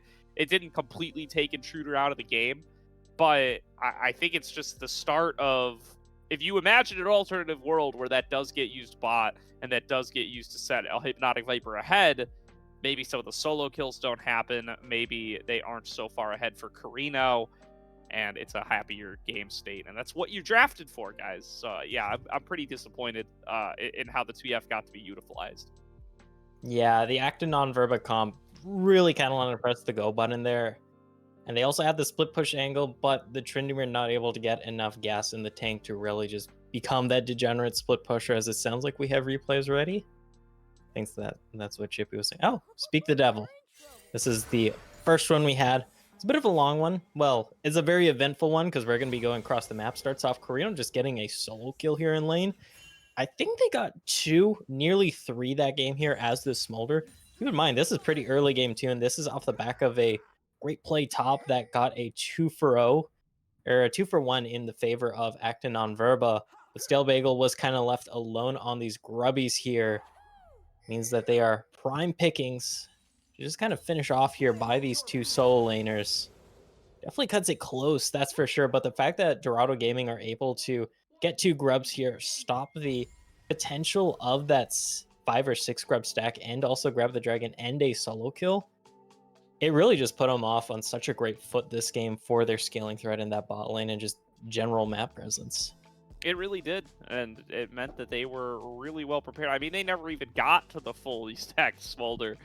Game ended too fast, but I mean, it really does set you up for success in that department. Had the game ended up going longer, it would have ended up being paid off big time with how much they were able to funnel into that little guy, and still able to come up huge in these fights, even with the nerfs that have ended up coming on across that make that champion take a little bit longer to come online. Just felt like they weren't even there, given how they were able to allocate those resources. Yeah, and that Smolder definitely needed to be more threatened there, and we did not see that at all that game. I don't think Actanon Verba really committed much resources to the bot lane there, interestingly enough, and definitely biting them in the rear here. This is 2 games in a row where they try and hard camp top, and 2 games in a row where Zem definitely does fall behind early, but is able to kind of rally back because the rest of the map is kind of winning for Dorado Gaming. And then they're just able to stabilize, get some of the CS they missed, catch up, feel fine and dandy as we have a second replay available here. Yeah. Zynga. There we go. This will go for Reno, but Alrighty, yeah. So this is sometime in the mid game here. I forget which replays we went with because I wasn't sure and we didn't really confirm. This should okay, yeah. It's the big 15-minute mid play here. Herald dropped. It's just this one Tryndamere under turret for Forbidden Love. Forbidden Love gonna have to pop the ulti very early here. Thing is, Dorado Gaming, since they have the just sheer man advantage right now, they're able to take down turret and then just start picking off these people one by one. Because it's only 2 people versus 4 under the turret right now, or 2 versus 5. And you can see the rest of Actanon Verba coming here to collapse, but it feels like they're just 10 seconds too late to this play. Because by the time they come in, yeah, some of the health bars are a little low, but there's still plenty of cooldowns available. There's 3 of you, there's 5 of them.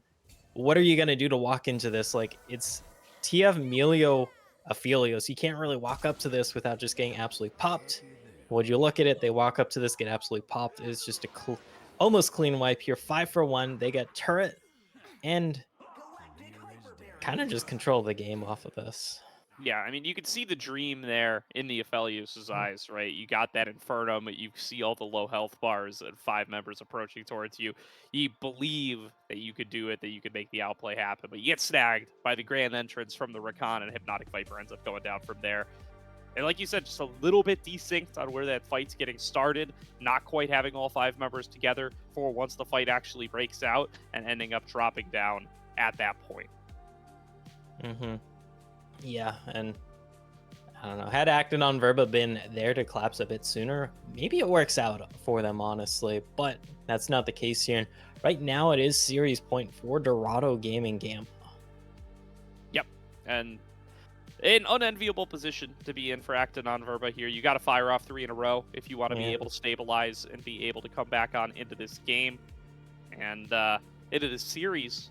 Otherwise, Dorado Gaming's just going to sweep you out of here. They're going to walk away with a win. We've got our last replay coming on up here. We could pull that one up. This is going to be the one where the game pretty much ends here. There's going to be that dragon attempt. Forbidden Love spinning on in. And Carino, once again, able to just fly over the wall. And I mean, fight's over here. Like, Stable Bagel is just way too low. He's going to go down. The Achu going to take him out. There's going to be the second. And now you are 5 versus 3. Has them flashing forward, making sure they're going to be able to stay on top. And cool little fadeaway here from Carino that ends up coming up as well. They're going to move on up, manage to get that last Q, last E, and they pick up the turret while they're at it as well. Yeah, and it just goes to kind of show like a bit of the weakness in Acton on Verba's comp here. Like, they didn't really have good lockdown to hop into the backline here unless you were super far ahead and could just, you know, TF ulti into the backline, pop that gold card on this Smolder, but that was not the case. You kind of have to run the gauntlet there, and everybody kind of just dies before they get to the end, except for Forbidden Love, because they can just pop the Undying Rage and survive an extra 5 seconds, but like you said, it was kind of already over at that point. Yeah, you just wanted to be at the point where Aphelios was enough stronger than Smolder that you didn't need to access the back line, that you could just kind of walk forward and trust that you would be pumping out more damage than they would. And, you know, there's a world where that gets executed on, but just did not end up working out this time around. Yeah, and I do want to see Acton on Verba try a bit of a different draft and strategy next game, because that draft, it did feel a little all over the place. You have the TF Tryndamere, 2 great split pushers. You also have some pick, but you have the scaling with the Aphelios, so did feel a little all over, and you really saw in those fights, but then also just probably try a different game plan than, you know, hard camping top, because that hasn't worked out these past 2 times, so maybe they'll try something else this next game. We'll have to wait and see. We're going to throw it to a quick break here while we get a hold of the replay file for game number 3. We'll be back before too long with the draft and with what could be the final game of the Risen Mythical League season if Dorado Gaming Gamma are able to keep their winning ways going. Acton on Verba going to try to force a game 4. We'll see if they'll be able to do it right after this.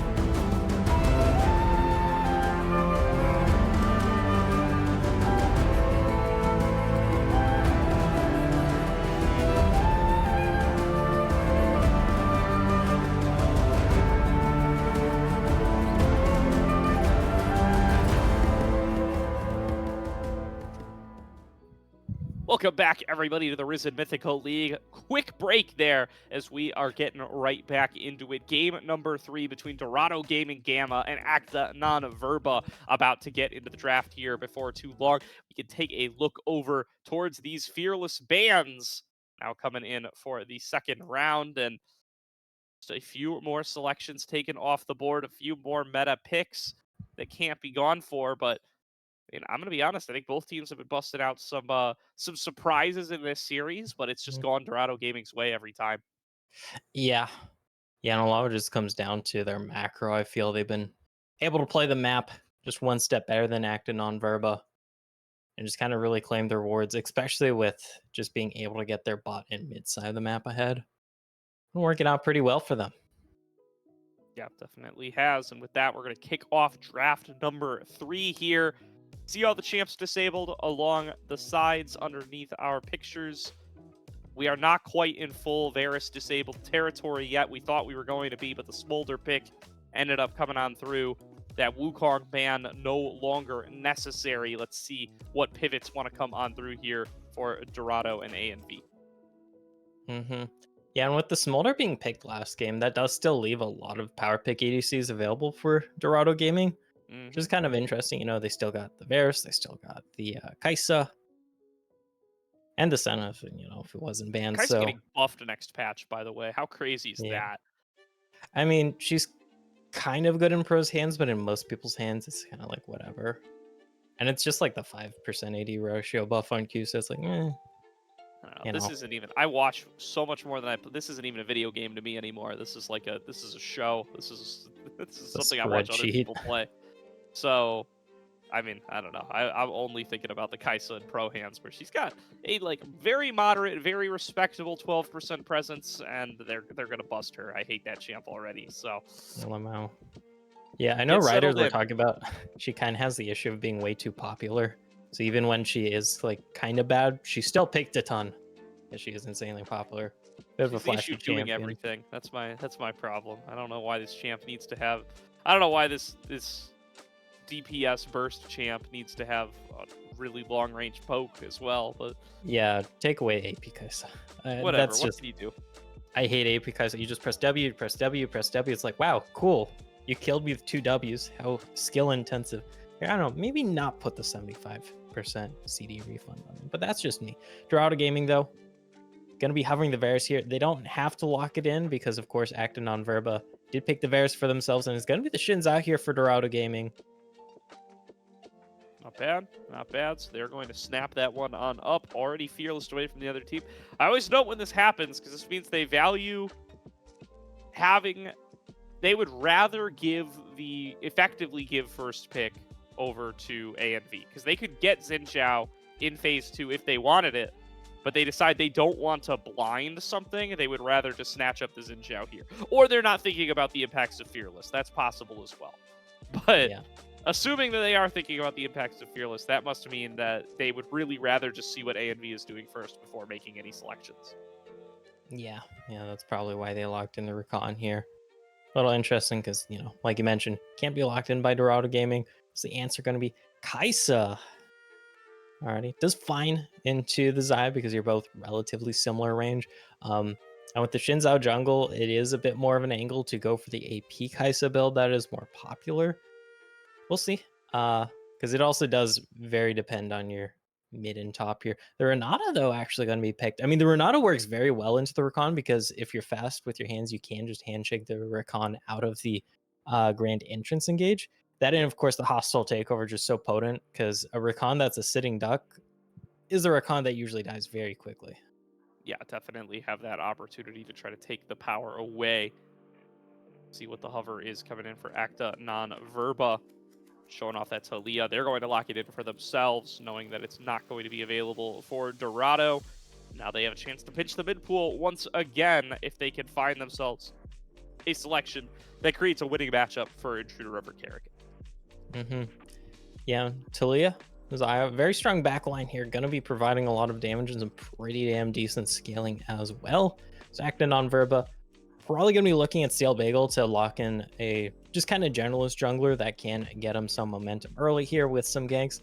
could maybe look for the J4. You know, the Jax is available still. That is a strong counter into the Xin Zhao. And of course, there is always the Wukong for that. Oh, wait, no. Wukong got banned. They got options. Fearless away from Dorado right now, so could be a selection for ANV though, as they still have not gotten a jungler for themselves. But instead, it's going to be that Jarvan ban, trying to continue to keep that pool pinched in other ways. Will it be the Wukong for ANV? I mean, that's not a bad selection given what they've got so far. Yeah. Well, they can't lock in the Wukong because Dorado Gaming banned that in first round. Good flex to Lee jungle if they really. Oh, okay. Kindred. I don't know about the Kindred into Xin Zhao, because the Xin Zhao can definitely hard pressure you early. And it does really pinch the options for Forbidden Love in this top lane, because you're going to want another source of an engage here. Definitely are, and yeah, going to want somebody to go in with that Rakan coming in towards the back end of this draft. Maybe looking towards that Scion from Forbidden Love. I mean, that's been a very highly prized pick of theirs for a while. Wait a second, is this AP Kog'Maw? I think it's Kai'Sa mid, maybe. Into the Taliyah. Yeah, and into Taliyah, it's definitely rough because of the range. But I don't know. Because I don't feel like it'd be AP Coggers mid here. It outranges the Taliyah. Outranges everything ANV have got so far. It does. The thing is with AP Kog'Maw, at least in the past, is that it usually just takes a while to get online as the champion, because you are kind of mana hungry just due to the fact that the Void Uzi consumes a lot of mana. You're spamming that ulti by Arcane Barrage, so that chews through your mana, so you need to build mana, but you also need to build damage, and then you build some survivability. It does take a bit of time to get online, but we'll see. Because of course it could also just be ADC Kog'Maw here. Who knows? Yep, and then there's that Forbidden Love Scion getting locked in, so one of their favorites will be received, and this is ANV's last chance. It's their last shot to be able to take us to at least game number 4, so they're going to bet it on this Scion with the double marks. Been a really powerful front line, some great engage, and some really strong back line as well to dish out that damage. It's a straightforward ANV comp that they would hope they'll be able to execute, and they are going to have to if they want to keep this series alive up to day. Yeah, and we'll have to see. Like you said here, if they can bridge the game here, they have 3 strong threats here. They have great engage, beautiful front to back possibilities here.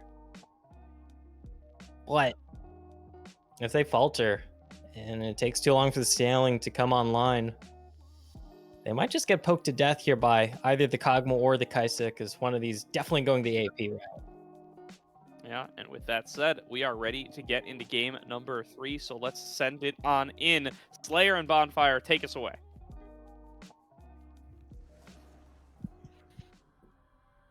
Potentially one final time in our inaugural Mythical League. If Dorado Gaming Gamma have what it takes, they're certainly starting to have some fun with their drafts, recognizing they are in a commanding position to take the title. It is going to be that Kog'Maw for Kerrigan and Carino on the Kai'Sa, but that Hail of Blades makes me think that both these guys might be leaning somewhat AP heavy. If there was ever a time to go AP Kog'Maw, I think against this comp for ANV might be it. There's just not a lot of frontline on either team. I mean, you do have a Scion, I suppose, but other than that, it's a fairly squishy team across the board. So normally, player, you'd hear me hop on and say, I hate this pick. It seems like they recognize that they're ahead and they have a game to give, and they're just playing with their food. Send us all home early, win the game dominantly. But I actually don't mind it this game. I actually think that there's a real world where AP Kog'Maw is okay. So I'm not going to say that. If you're going to index into Living Artillery, pun intended here with his ultimate, of Carino and Kerrigan just sitting back and lacing people from far with a Renekton, a Xin Zhao diving in, and Marcotte, a great peeling ultimate with Renata. I see the vision, but there's also a reason why Gordo went, is that a Kog'Maw when he got selected? Yeah, it's one of those things where it's a hear me out pick for sure. It's a hear me out pick for sure. So we'll have to see if it's an int or if it's actually decent as Forbidden Love. Very smart, starting with the shield, making sure that this Renekton can't really do much about it. Is going to hurt his early push, because you normally want to get that slam down, but I think it should be okay. And it means that you are going to at least be able to get to the wave, because I was looking at that sign and I was thinking, how the hell do you get to the wave? I'm going to say Renekton running directly at you, but did a good job right there. As this is an important game right here, Slayer. I feel like I don't need to even say that, but for both of these teams, I mean, we were talking about it. For Dorado, you win this and you've got the trifecta. And for A and V, this is a position that you probably haven't found yourself in before. A lot of these players, I hate to say, I haven't heard their name a lot. Maybe they haven't been in this position before. This might be one of your only opportunities to get back here. You want to make good use of it. You don't want to be staying up all night thinking about what could have, should have been. Without a doubt, looking to act, not just talk. First late time of the series, just to see how this top lane bout goes, as we might have a gank already coming. Stell Bagel looking to get out early on this Kingdred. Karina immediately bursts Ghost and Flash. Stell Bagel looking for the slow, not enough. They'll turn from Marcotte, who safely flashes back under turret. Cool. One more auto, the difference between first blood there for A and V, but just summoners collected instead.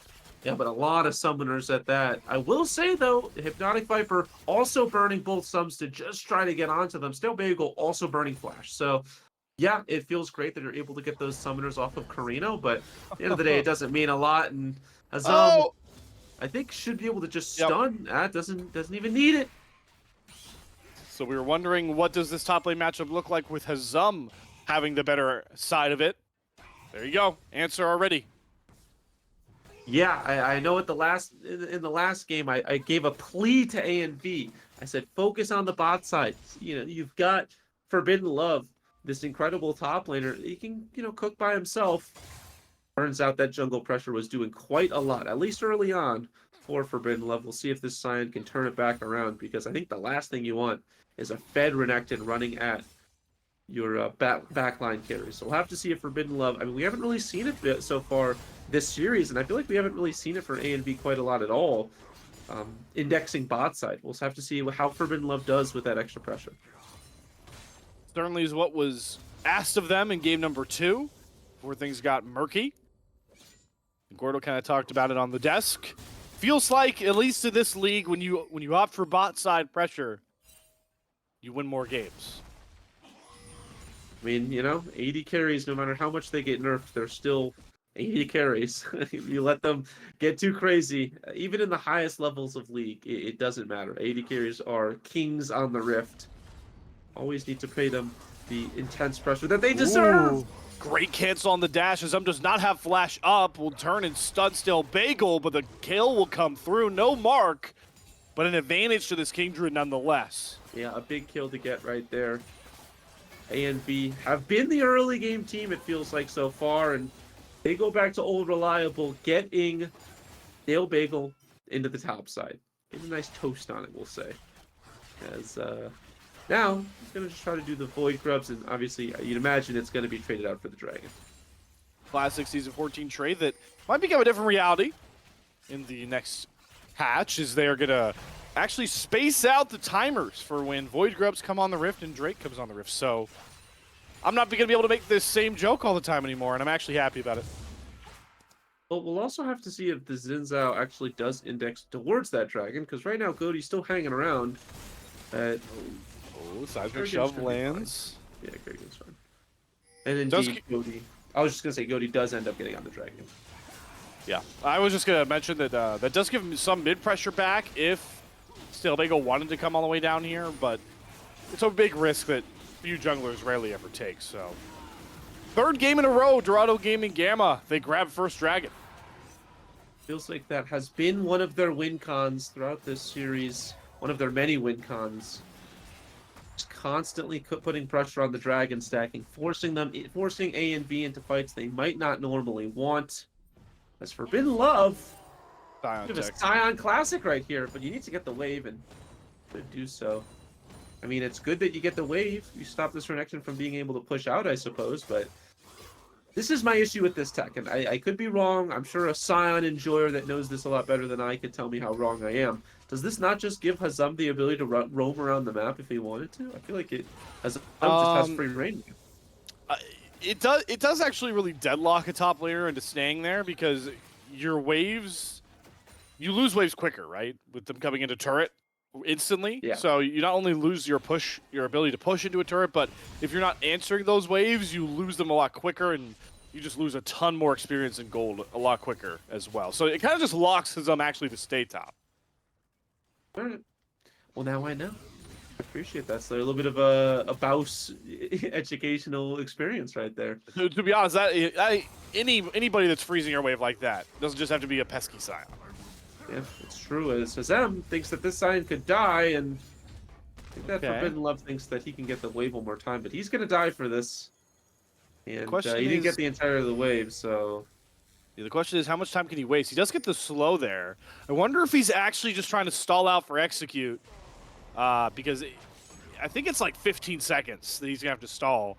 I haven't been watching the clock. It might be pretty close here if Hazam doesn't get close enough, and he does actually get the execute off, which is pretty massive, wasting all that time for Hazam.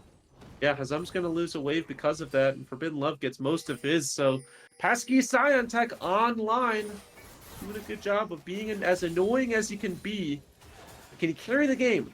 I've been watching a lot of pro Scion players, and they all say Scion not really in the best spot for the strategy right now because you can't really carry a game late as you in previous seasons were able to do so.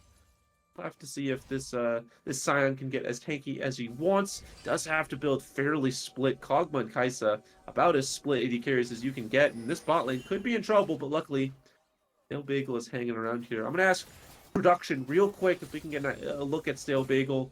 See how the stacking's been going on this Kindred. I believe they have at least one. I'm not sure if they picked up a second, as they might get this in Zap. Well, they do have a second mark. They have the Zinzao marked as well. Goaty drops the Crescent Guard, blocks a ton of these projectiles. All these feathers, these autos don't come through. The root sinks, but so does the hostile takeover. Marcote hits all three, and you got to think that's the only reason no one drops for Dorado. Yeah, a huge play right there from the support, but now they have some help. Intruders here. Do they go for the redive? Remember, Goaty dying to Stale Bagel is a huge mark to get, and the bailout, will it be enough? There goes down the Kindred ult. Everybody invulnerable for the time being, but once it crashes through, it's ANV singing home. Hypnotic Vipers flash forward, gets himself a double. A triple make it over to the AD carry for ANV, desperately needed in this series. Hypnotic Viper finally ahead for the first time in what feels like forever. Stale Bagel showing his AD carry some love, and it's providing dividends, at least early on. And this Xayah, much further ahead than they might want. Hazam just having to burn the ultimate just to be able to go against the Scion. And I gotta say, Slayer, I know that there's been some early games that have been good for ANV. This feels like their best one so far. And they got the gold on Hypnotic Viper, who has been really quiet in these two games. Game one was the root target of Goaty's J4. Game number 2 was getting soloed up by Carino's Smolder of all champions. So what does Hypnotic Viper look like with some gold in his pocket? We've seen a lot of those lower bracket wins. He was a big part of the damage dealing. That's the Kraken right now, along with the boots, just much further ahead of Carino. Not really a sentence we've had to say that long this this series. It feels like it's been the Carino show. But it's a good position to be in. Stale Bagel, they're roaming over as many people as they can. Here's the teleport, though. I'm not sure if we're able to do this. All right. Good knock up. There's the Weavers while they have his pinned. That teleport is going to cost him. Easy kill picked up for Stale Bagel. Gets his 4th mark off of that kill as well.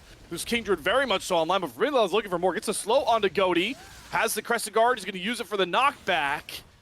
But AMV are unrelenting right now in this early.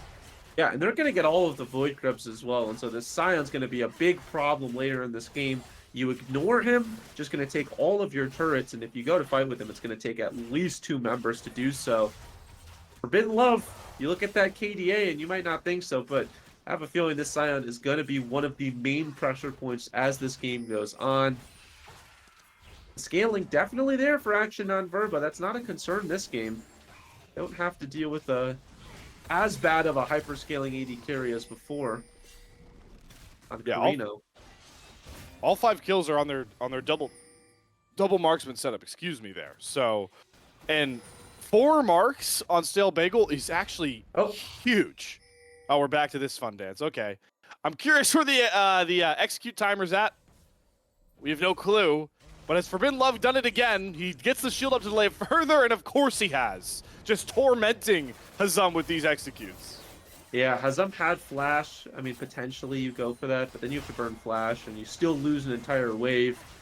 And it just feels like Hazam's a little dizzy right now. Even though they got the help early, down CS, only up 1 kill. Has not been the greatest game for this Renekton. That's a Dragon that's going to go over to ANV, and they have a plethora of neutral objectives already. They've got damage on bot and top turret. Been a fantastic game for ANV. And oh Doing no, really well. Hazam, uh-oh. he's getting caught trying to proxy his own wave. He's going to look for the turn onto Intruder. That turret shot hurting him. Can he get a throw stone? Yes, he can. Intruder punishes Hazam, who is skyfalling out of this one. Yeah, Hazam is in a pretty horrendous position. Carino's got to be careful. Ooh, 4-man. Does a lot of Parade. damage. Ooh, get the shutdown. That is the wrong way on the Featherstorm. But, hey. I think It the worked. untargetable was all that mattered right there for them, and they were untargetable, so that is as important as it gets. Again, also, look at the Scion, just mid. Gonna take a couple of plates. Kerrigan's gonna get there late. Oh my goodness, this is just...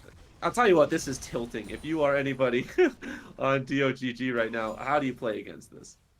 This is what Forbidden Love made his darling superstardom in the lower bracket with. This type of top lane tilter game plan. I mean, Kerrigan doesn't even touch this guy. He's got the Sunfire done.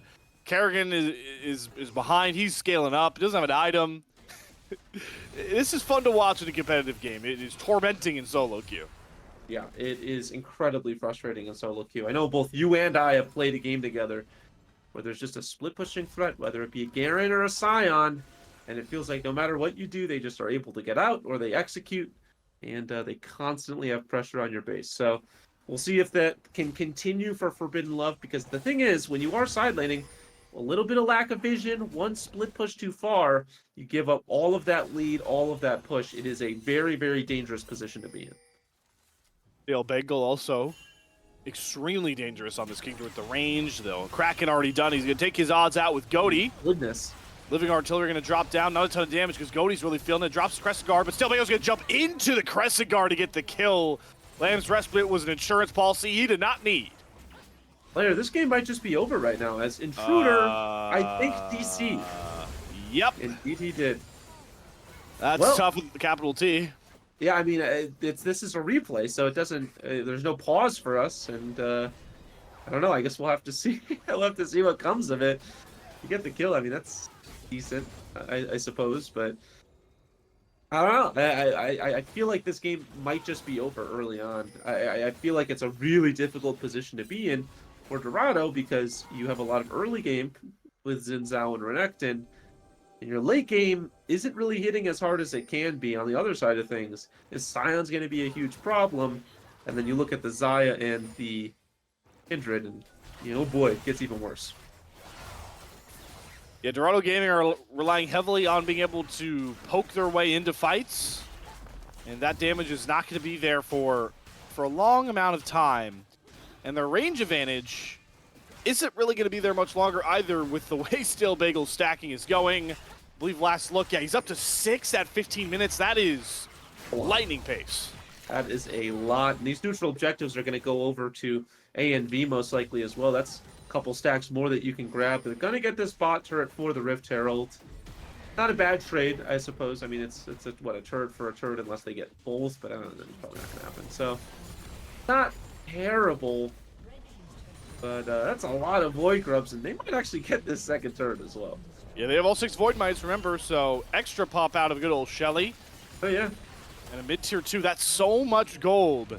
Back over. Exactly what AMV need to do. This is what we wanted to see from some of their comps in game 1 and 2.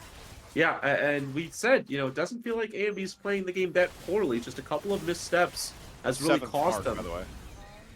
Oof. That's 7. That's 7's the big one, right? 7's, it's 4 and 4, 3, 7, right? 11. 4, Yeah. 7, 11, 15, I think, are the big, or where the range buffs come in, if I'm not mistaken. Well, this Kindred's massive at this point. I feel like that goes without saying. Got it back soon, and only has the a Phage along with a Kraken, but you'd imagine a second item is soon to come. Meanwhile, Goaty is in a really tough position right now on this Zhao. I mean, we'll have to see. The thing is, low health bars across the board. Other than this Scion and this Renekton, nobody's really going to be taking up that much. And so it feels like one misstep from Stale Bagel, one misstep from Hypnotic Viper could be the death of them. They get poked a little bit too much. They can't go for a fight. It's not over yet. But man, it is a tough position to be in for DOGG. Yeah, Pokecoms always rely on being able to get first to set up, and they're just now going to knock down their second outer. They don't have mid down, which means it's really hard to set up vision lines deeper than your own jungle and these Drake pits. So I don't know how they even set up anywhere close to get poke ready. It's still Bagel is just all gas, no brakes. Off respawn, immediately grabs that dragon. And sooner rather than later, now that he's at 7's marks, those big old Drake and Barons are going to be the next prize for more of them. And going to be contributing towards the fund. I'm curious to see what this AP Kog'Maw can do, because you're not in the best position. It feels like the damage is not entirely there. But AP Kog'Maw has that funny little way of just sneaking up on you with the damage. So we'll have to see if that can be provided. If this game can go long enough, I really do feel like DOGG could win this, but not if that happens. Carino does not get stunned and so is safe enough. They are going to lose this outer, though. And Robinson looking for a big flank with the quickness. Gets the double charm into the double knockup. That looked like Wade up to LeBron, and boy, did that slam dunk hurt the side of DOGG. Yeah, just as easy as you like it. 2 fall for the price of 1, and they're going to continue this push. Why would they care? This Kog'Maw does no damage right now. And yeah, the wave clear is good, but doesn't really matter when you're able to slam down, like you said, on everybody right there. Hypnotic Viper 5-0 this game. I mean, both marksmen are at combined 8-0-5. This is really about as good as you want from A&B. And the one problem with the poke comp is that Forbidden Love is now sitting on those 2 pure tank items. So if you stack up the 5-man Wrecking Crew, those Void Seekers, that Living Artillery, it's gonna feel like a gentle breeze in the face of this Scion. Yeah, no, you raise a good point. Poke comp, not good against tanks. This Scion maybe is a little bit behind. Actually, no, not behind. 0-4, not behind, sure. It just goes to show, you don't always have to look at KDA. Well, not a lot of CS. Yeah, and keep in mind, 2 of those deaths are executes. So, like, yes, he still dies. He still has to, like, reset. But there's no gold. There's not as big of a gold gap for those deaths, right? It's just CS. But usually when he died, he was taking waves away that retroactively had his waves crashed into a turret. So how much gold was he really losing on those 2 executes? Yeah, it's true, Slayer. It is 100% true. This is the Scion tech. This is why it's so strong. And it's going to be a very tanky member. Aiden W. Robinson has to W away, has to be safe, make sure that you don't fall before this all-important Baron comes up. We talked about it. Hard to set up vision. You have no turrets to really fall back to. Tier 2 in the mid lane down, so there's so much space for Aiden Robinson to set up, and Stale Bagel, I mean, he's cruising towards 10 stacks. The range is going to feel unrelenting for guys like Goaty. Uh-oh. Oh, okay. I mean, if Hazem can get a kill, that's a shutdown. Gets Forbidden Love off of the back. I just don't think it happens. I don't see how Zem kills Forbidden Love here. All right, well, he does get the double dash back up. The Dominus is down. Forbidden Love still just walking away like he's got no cares in the world. Ah, here's a trusty Hextech gate, and I'm just going to zip right out. It's a horn. I mean, on the bright side, I guess you don't burn flash if you're Hazem. Bye-bye, Goaty. Has to use the ultimate just to stay safe. Yeah, Crescent Guard is super valuable into 3 range damage dealers, right? So anytime he drops that, it's going to be hard to kill him, but how much more space does that all being down now give A and V? Well, their eyes are on this inner, and this teleport, maybe not for the best, although they double TP here. Still Bagel. Hazem does not have Dominus, so he's frontlining with very little HP, and there he goes. Pop goes the Weasel. Hypnotic Viper grabs that one. The teleport, a fleeting hope. And another turn down, more gold in the pocket of A&V with Baron not too many walls away. You know, it looked good, Slayer. It did look good at the start. If they had ult, they didn't have the holds they needed. I mean, if they weren't 8,000 gold behind. That too. Great observation there. Yeah, Snoot. they pay me the big bucks for that. Just to say, yeah, team with more money wins probably. We'll have to see. Maybe there's a huge comeback in the cards. I don't know, man. It just gets harder. It really does just get a lot more difficult. Here comes the Scion ult ready to knock him down. Oh, and of course he picks out Marco. Oh, and he Stun gets traded. lands as well onto Karina with flashes and Killer Instincts over the wall. Hypnotic Viper follows with ease. This is why Forbidden Love draws bans on Scion, and this is the AMV we were advertised from the lower bracket. I mean, can Dorado FF this game? We saw an FF already in this series. Do we have to play this out? 10,000 gold difference. I mean, I guess there's not a soul taken yet, so that's the one bright side here. As long as they can defend the base, it will get easier as this game goes on, but I don't know, man. Kindred's just going to keep scaling. This Zaya's 8-0. Ion's going to be a huge unkillable tank threat, and this poke is going to do negative damage. I just don't really see how they win this game. And it's a Hextech Soul. Wait. Yeah, so it's rough. It is rough. We haven't seen Dorado get any real way to play the game they want to play. I'm waiting to see if they could actually find an engage where their front line isn't missing Crescent Guard and Dominus diving backwards, and where Kerrigan and Carino can start to set up for these Void Seekers. Carino, I believe, is now at the Void Seeker upgrade, so we can start throwing those out with ease. Kerrigan has enough ability haste and 2 items. Right, okay. Yeah, you can see Carino's hidden like a truck, so this is where they wanted to get to with the damage. But how much did it cost them? Yeah, also, when it comes to a team fight, that's not really sustainable damage. It's good for poke, but it doesn't really matter a ton in terms of team fights, and this is a team fight right here. Goaty presses go. Yep, there is the Featherstorm down. Carino jumping in the backline, wants Hypnotic Viper, but a great charm from Aiden Robinson. The valiant support saves Hypnotic Viper, and that last stitch ever from Dorado Gaming falls flat. This one might have its bow wrapped. Oh, Slayer, the bow is wrapped. The bow is wrapped, the present's under the tree.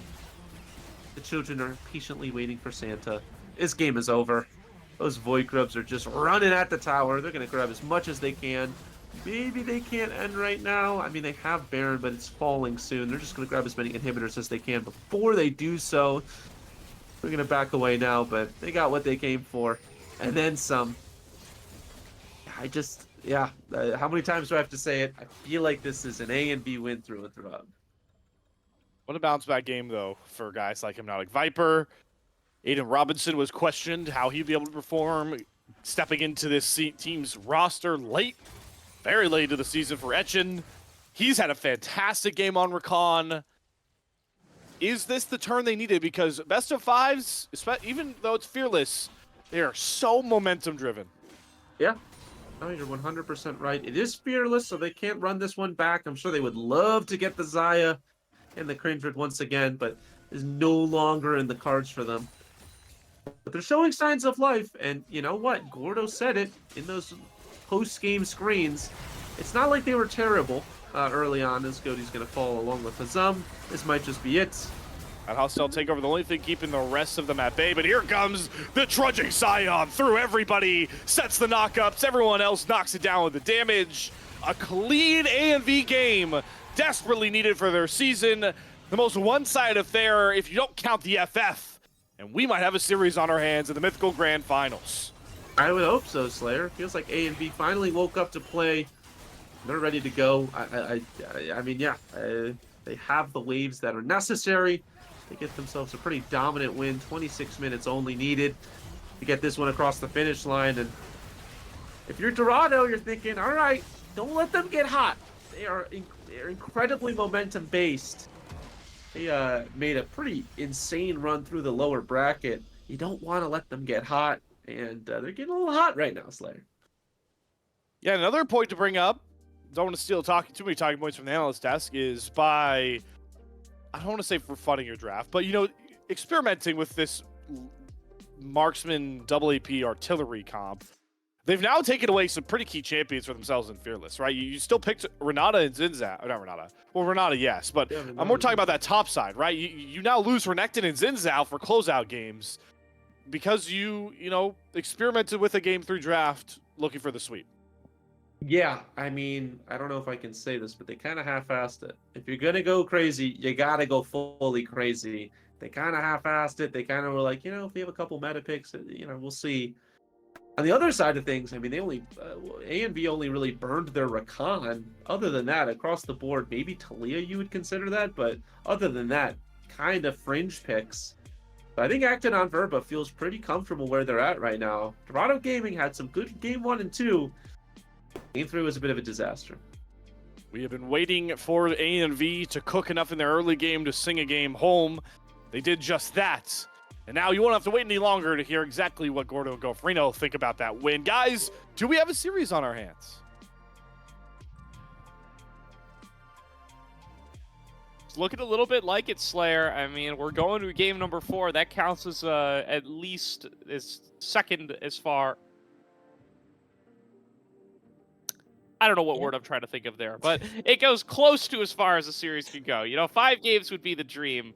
At 4 games is a close second, and we'll have to see if they are going to be able to take it that full distance. Let's kick things off with the first replay here. You can take this one. Go for Ito. Yeah. This was, I mean, Acton on Verba, they already felt kind of ahead at this point. This is such a huge pivotal point for them. They get this just instant pick in this brush against Goaty here. And yes, it does take a bit of time. It looks like with this hostile takeover, everybody is just outie this one here for the side of Dorado Gaming. But you can see the pincer coming in here from the mid lane, from the jungle. Stale Bagel and Intruder just looking to carry this one on out. And this Kog'Maw just not online quite yet. Not really doing a lot of damage. Your health bars are still super low. And this is just an easy wipe up here for Acton on Verba. 3-0. All 3 kills going to Hypnotic Viper as well. And I believe they get first... No, they do not get first turret off this, but they get even more plates into the Xayah. So, hey, they didn't camp top, and now Hypnotic Viper able to really pop off this game. Works out well for them. Yeah, that early triple really sets Hypnotic Viper up for the future success. I do want to call out, I mean, Bonfire was saying they didn't burn too many important Fearless picks. I do think that Sion matters, right? That's been a really big pick for Forbidden Love and for ANV throughout their lower bracket run. But doesn't actually end up being the star of this game too much, other than in the fact that it lets them leave that top lane alone. It lets them focus in towards the bottom lane, and I really hope that we see A&B take away the lessons from that so that we might be able to get ourselves into a full 5-game series. Yeah. Of course, though, I think Dorado Gaming Gamma might be swapping over to red side this game. We'll have to see once we get to Champion Select. Of course, we have some more replays here coming up in a second. Damn it, Chip. In maybe a couple of seconds. We'll yeah, have I the guess next one up here for too yeah. long. This is what happens when we got a big gap. All right, we're ready. Now we're ready. Let's get over towards a little bit deeper into the game. In fact, a lot closer to the end of the game because this one was over in a blink. Goaty going in deep here, thinking he has the opportunity to take down Hypnotic Viper. And I gotta say, they split their focus a little bit here. Their team's too weak. Their damage is too low. And they are ending up failing on both fronts here. Hypnotic Viper able to turn it back around against the Kai'Sa. Kerrigan runs out of mana, unable to finish off the Talia. And it's just gone wrong all over the place here. And now it is just a clean walk into the base, take every structure you see for Acton on Verba. Yeah, it looks like a good start there for the side of Dorado Gaming. Like, yes, it is a 4 versus 2. You hop onto that Fed 80 carry in Hypnotic Viper. But Kerrigan not really having any not really having any mana. Bit of split focus there, and you're just not able to finish off people before the cavalry arrives. That was the final nail in the coffin for Dorado Gaming Gamma this game, that's for sure. Acton on Verba definitely was ahead before this, but that kind of erased all chances of Dorado Gaming coming back into that one, I feel. Yeah, it really did, and that'll become really evident once we get into our final replay here, where we'll see them just finishing off of the game. Not too many big pieces of action here because of how sizable that lead for Acton on Verba ended up being. I mean, this was the fastest game of the evening, you gotta believe. at least in regards to how quickly it felt like the result was determined, right? Like, yes, we had an FF and stuff like that, but let's check it out. Let's see how they're able to close things out in the final fight of game number 3.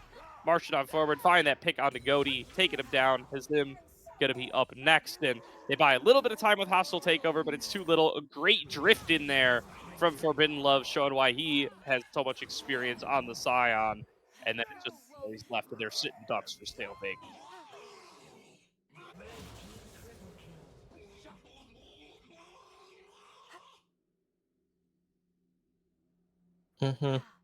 Yeah, and the game was kind of already decided at this point. You can see the Lone Kaiser not able to do enough here. The poke had kind of come online, but it just was too little too late. Yeah, and even then, you know, it was never going to be fully online enough up against Forbidden Love. Just too difficult to actually be able to navigate their way on through, and they will be able to clean it on up. Now, look at that gold graph. I mean, this is a dominant game for Acted on Verba if I've ever seen one. Yep. Yeah, basically all acting on Verba all game, baby, and they're able to bring it home. Yep, going to be a clean win there. 19. It's 3 of those deaths are executes, by the way. I got to note, right? Yeah. Look at the 2 kills for Dorado compared to the 5 deaths for A and V, and that's just crazy. Yeah, that is Scion Gaming for you. And acting on Verba really coming back in this game. Beautiful start by them. They're able to get early gold into their carries. First blood going over to Stale Bagel. As the Kindred here, you're able to get that early triple kill for Hypnotic Vipers. Xayah as well. And just have 2 big threats right out of the gate, it felt like. And also just kind of keep control of a lot of the objectives on the map. Yeah, certainly here. And looking how they would have wanted to look and looking a lot more like their lower bracket selves here are acted on Verba in game number 3. Of course, had a lot to say criticizing Dorado Gaming's draft. I think they got a little bit too cute with it, had a little bit too much fun. Let's see if they change things up in game number 4, and if, you know, you've awakened the beast, and A and V are going to be able to run with the momentum they've been given. We're going to throw it to a quick break while we get our replays ready for game number 4, but we'll be back as soon as we're able.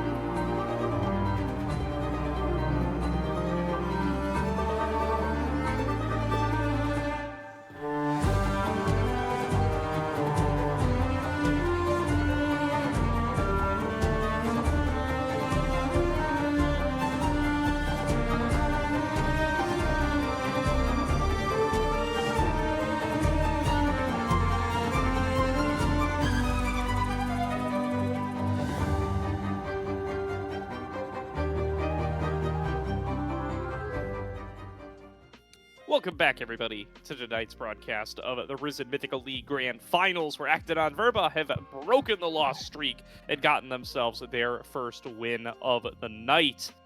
that takes us to game number 4 here, Gopher. The Fearless bans going to continue to increase, going to continue to mount up, and game 4, game 5, that's what this format's all about, baby. That's where we really start to get some of the spicy stuff. Not that Kog'Maw mid doesn't count as some spicy stuff. Yeah, maybe a little too spicy. I mean, granted, if that Kog'Maw had won, we would have been like, oh, that's pretty Too insane much for tech. the But palate. I agree. yeah, we did at least have some doubts for good reason, and some of those doubts were definitely proven that game. But yeah, like you said, the Kog'Maw being a little out of left field does mean Dorado Gaming Gamma might have some more power mids to play with here in the mid lane. Very possibly here. We'll be getting into this draft into just a couple seconds, as it does look like, whoa, all right, there's Yeah, everything switching over. Actidon Verba moving over to the blue side, so Dorado Gaming will select red. That will give them counter pick if they want it. We'll see if A and V are gonna take some lessons from that game number 3 and start focusing that bot lane a little bit more. Yeah, bans not changing too much here so far. Familiar faces all around the board, and yeah, we'll have to see this time around. Actidon Verba, they will be the B1 first pick here, so they can just get counterpicked in that top lane or mid lane, but typically we see it in the top lane here, and yeah, nothing changing in the ban so far. I'm wondering if any of the bans to get through from previous games. I know Senna and Zeri, those are 2 high prio ADCs that have been banned all series long if you want to. Ooh, yeah. Nautilus and Vi bans, this is really baiting out a Zeri ban, I feel, from Dorado Gaming. Yeah, very possibly here. I mean, the other thing to think about is that Senna, they're just going to take a Graves ban, so perhaps a little opportunity to handshake between the Zeri and the Senna. Feels like a Zeri angle, but they might just choose that Senna. Yeah, and Senna already. Thing is, I don't know how well the Senna pressures the Zerian lane. That's one of the things about Senna, even though she's strong. Not exactly the most dominant laner, and you don't really want to be giving the Zeri free scaling in lane. Of course, you do have the range advantage, so should be able to get some decent poke in on the Zeri, and depends what support you're paired with and whether or not it is the farming or fasting Senna. For auto gaming, though, walking in their jungler right now, some strong lockdown, beefy frontline here. You already have the Zeri, so you don't really need too much more strong carries coming out from the jungle if you lock in your typical mage mid laner here. Well, and then here's the question, right? Is what do you pair up with this Senna? Are you just going to go for the classic Tahm Kench? Because feels like it's not going to be able to win out a lane against Zeri, or at least not going to be able to shut her down the way that you might want, especially if you're Actidon Verba and you do want to embrace this kind of focus towards the bottom lane. The Trundle going to struggle to lock her down as well. We're looking at a Ryze. Instead, maybe going to go for something a little bit more traditional like this Neeko or this Orianna. She'll be locked in. Well, like, these are individually strong champions. I do not see a cohesive structure here, Gopher. I'm seeing a lot of different stuff. Yeah, it definitely feels a little bit like a mismatch so far. We'll have to see, because Actidon Verba can bring it together in the second phase here. I just don't know, because Senna and Orianna, strong scaling, not the strongest DPS, and will struggle to get through a Sejuani. Granted, you do have the Subjugate coming out from your jungler here, so that is going to be helpful, but gonna have to see some DPS locked in here in the top lane for Forbidden Love, so wonder what that's going to put them on. Of course, though, right now, Dorado Gaming with the Akali, so given this Sejuani another dive buddy, that is one of the things you happen to see in draft a lot with the Sejuani, more tendency for melee mid laners, just due to the fact you really want 1 or 2 other melee champions on your team at the very least, so you can proc the Permafrost very easily. And the Akali should be matching up pretty decently well into the Orianna.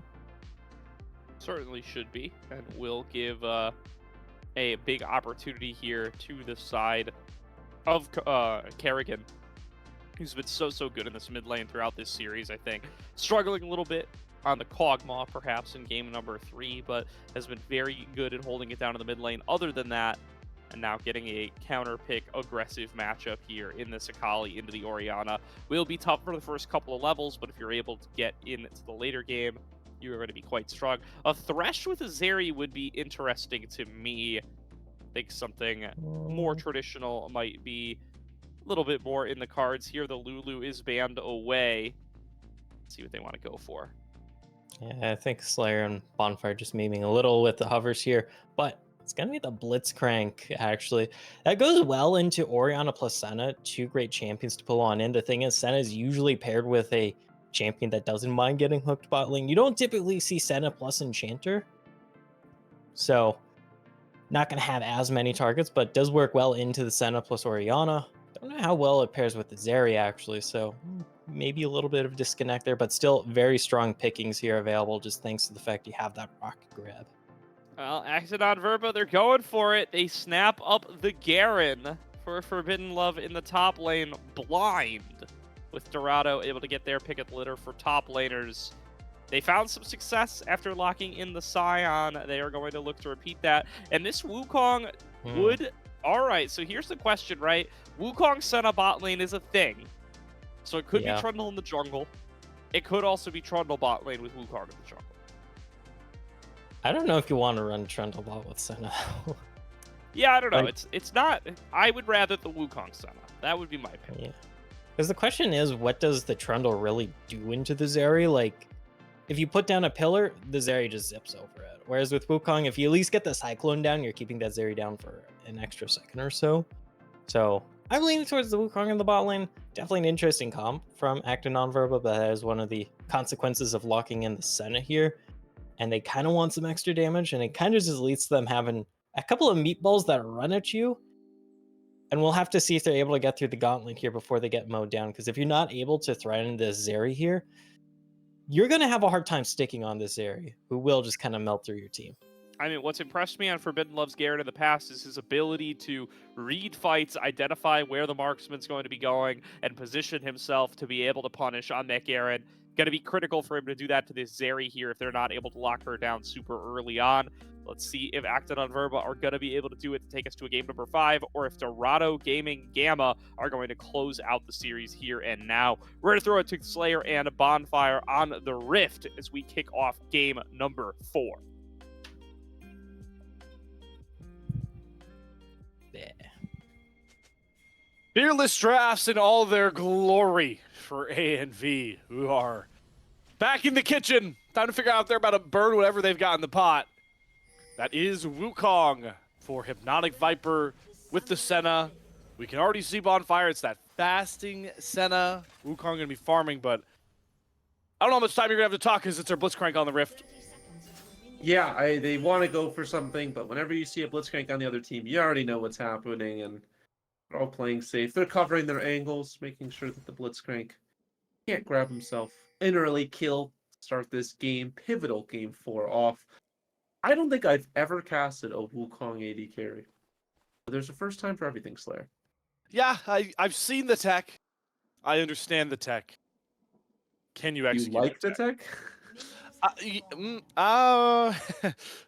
I'm actually very intrigued to see how this bottom lane works because there are certain matchups where Wukong Senna I think work really well. I'm curious to see how much of a wrench Blitzcrank's going to throw into it. And it's more to keep in mind as this goes on that there are a lot of options for ANV to cook with this bottom lane because Wukong was their B5. So they are opting the Wukong into this Blitzcrank, which also is a weird pick alongside the Zeri. This bottom lane is just wacky, man. Yeah, I Tom Kench was open. You know, that's obviously the major pairing that you get with Senna. They decided they didn't want it. They are not Tom Kench enjoyers. Instead, we're going to get Senna Wukong. Very curious to see how this bot lane goes. And then, you know, we've talked extensively about Forbidden Love's Garen, his Scion, his strange champ pool. We're getting to see one of them right now with the Garen. Obviously, we got that Scion last game. One of the more annoying champions to have to go against in the top side, but as long as it doesn't get an insane amount of help, should be okay. And then we see that first interaction. The hook not as punishing without the knockup available. And I'm starting to think more and more about this bot lane comp. I like it because every time you get hooked, you could just clone. True. It is true. You can keep yourself fairly safe. Now, the biggest issue is, I think with Senna, you usually want something to kind of keep her alive when all hell comes loose. Can't really do that as Wukong. You know, it's not a Tom Kench, it's not a Sona, it's not something that can keep this Senna alive. So, Hypnotic Viper, or excuse me, Aiden W. Robinson really has to position well We'll have to see if that's the case. Good flash from Intruder, keeping himself alive. Good gank from Goaty to get that, and fist bumps himself. E-Flash should get off of a control mage early. So that will be a big re-gank opportunity available to Goaty if he wants it. Always got to like Aatrox in a lot of matchups, but like you talked about, this is different gravy into Forbidden Loves, Garen. Yeah, missed the cannon right there. Took a pretty big -1. chunk because he was overpushed. Yep, you saw it too. The best for this Aatrox, but should still be okay. Has that healing in his kit, and again, scales up pretty well. If you look at the mid lane, Kerrigan's should fall behind quite a bit early on. Although, doing alright for himself right now against the Orion. Yeah, Intruder's mid lane is going to have to evolve a lot here. Ooh, what a predict hook there from Marcotte. The pathing of Hypnotic Viper gets the clone down to avoid some damage. And did they even know that Stale Bagel actually had a lane gank lined up? This is a huge wave crashing as well, but nobody wants to go for a dive with Summoners. Yeah, especially with Hypnotic Viper taking a huge chunk right there. Just did heal it up, but took a bit to do so. So far, kind of quiet on Summoner's Rift. It's not something I'm used to between these two teams. I feel like a storm is brewing. And when there's... Wow! Hello? Okay, Marcotte! Bend it like Beckham, my lord. Hypnotic Viper burns the flash. Key Summoner, another flash down early for A&V. Damn, yeah, Marcotte is hitting his hooks right now. And I love Blitzcrank because you've got champions where it's like a Kali, we'll say, where it's, I have to land my Q, my ult, and then try to get my E in to dash back in and out. Your entire purpose, the only way that you're helpful on Blitzcrank is by landing your hooks. If you miss your hooks, you are worthless. If you land your hooks, you're the MVP. And so, I mean, that's what it comes down to. Can Marquette land his hooks? That's all that matters. All that matters on this champion. Can you land your hooks? So far, he can. So far, certainly can. A&V in another interesting spot as well, that they are leaning pretty scale heavy with a Senna, with an Orianna. And it's partly why I feel like this early game is slowing down. The fact that A&V maybe aren't so used in this series to playing for the Turtle. And on the opposite side, Dorado Gaming not too comfortable being the early game power players. But Goaty is certainly very comfortable jumping on Dragon right off spawn. Yeah, I will say, Dorado does have some good scaling as well. Late game Zeri, late game Akali. Definitely have the damage output, but you're right. When you're going against a Senna and an Orianna, they just have the opportunity to one-shot you from what feels like range. Yeah, an entirely different game. So I can understand how that could be difficult. I will say support Senna does not do nearly as much damage as AD Senna. It will really be all dependent on those stacks as if it gank in the bot side. No summoners even burned. Goaty's very, very happy that Stale Bagel wanted to go for that gank bot instead of Looking Dragon, because that would have been rough. Sejuani, not known for slaying dragons with ease, but that's now, I'm pretty certain, yeah, I think all 4 games of this series now, Goaty has prioritized the Drake over the Grubs. What does that say to all you Grub supporters, huh? Well, I gotta say, Goaty might also get himself some grubs here as well. Look at the pathing from the Sejuani. Meanwhile, Trundle's just now getting a back, so Empo's going to go towards Dorado. If they want to roam up this Blitzcrank, which it looks like they're going to do, they can get both Grubs and the Dragon. Now, this Zeri is probably not going to be super thrilled because you're going to have to play pretty safe for the next couple of minutes. But at the end of the day, that's 2 neutral objectives that you're going to get early on. The question is, do they send it here? They also got a ward down on the blue, so they know that blue has respawned for Stale Bagel. Uh-oh. But Goaty had camps to clear. Forbidden Love has ultimate, important distinction. Goaty does not. Is he get chased down? Does he get pulled back by the chains? No major stun coming through just yet. Could potentially see it, and the Flash's Force is that passive proc up for Goaty.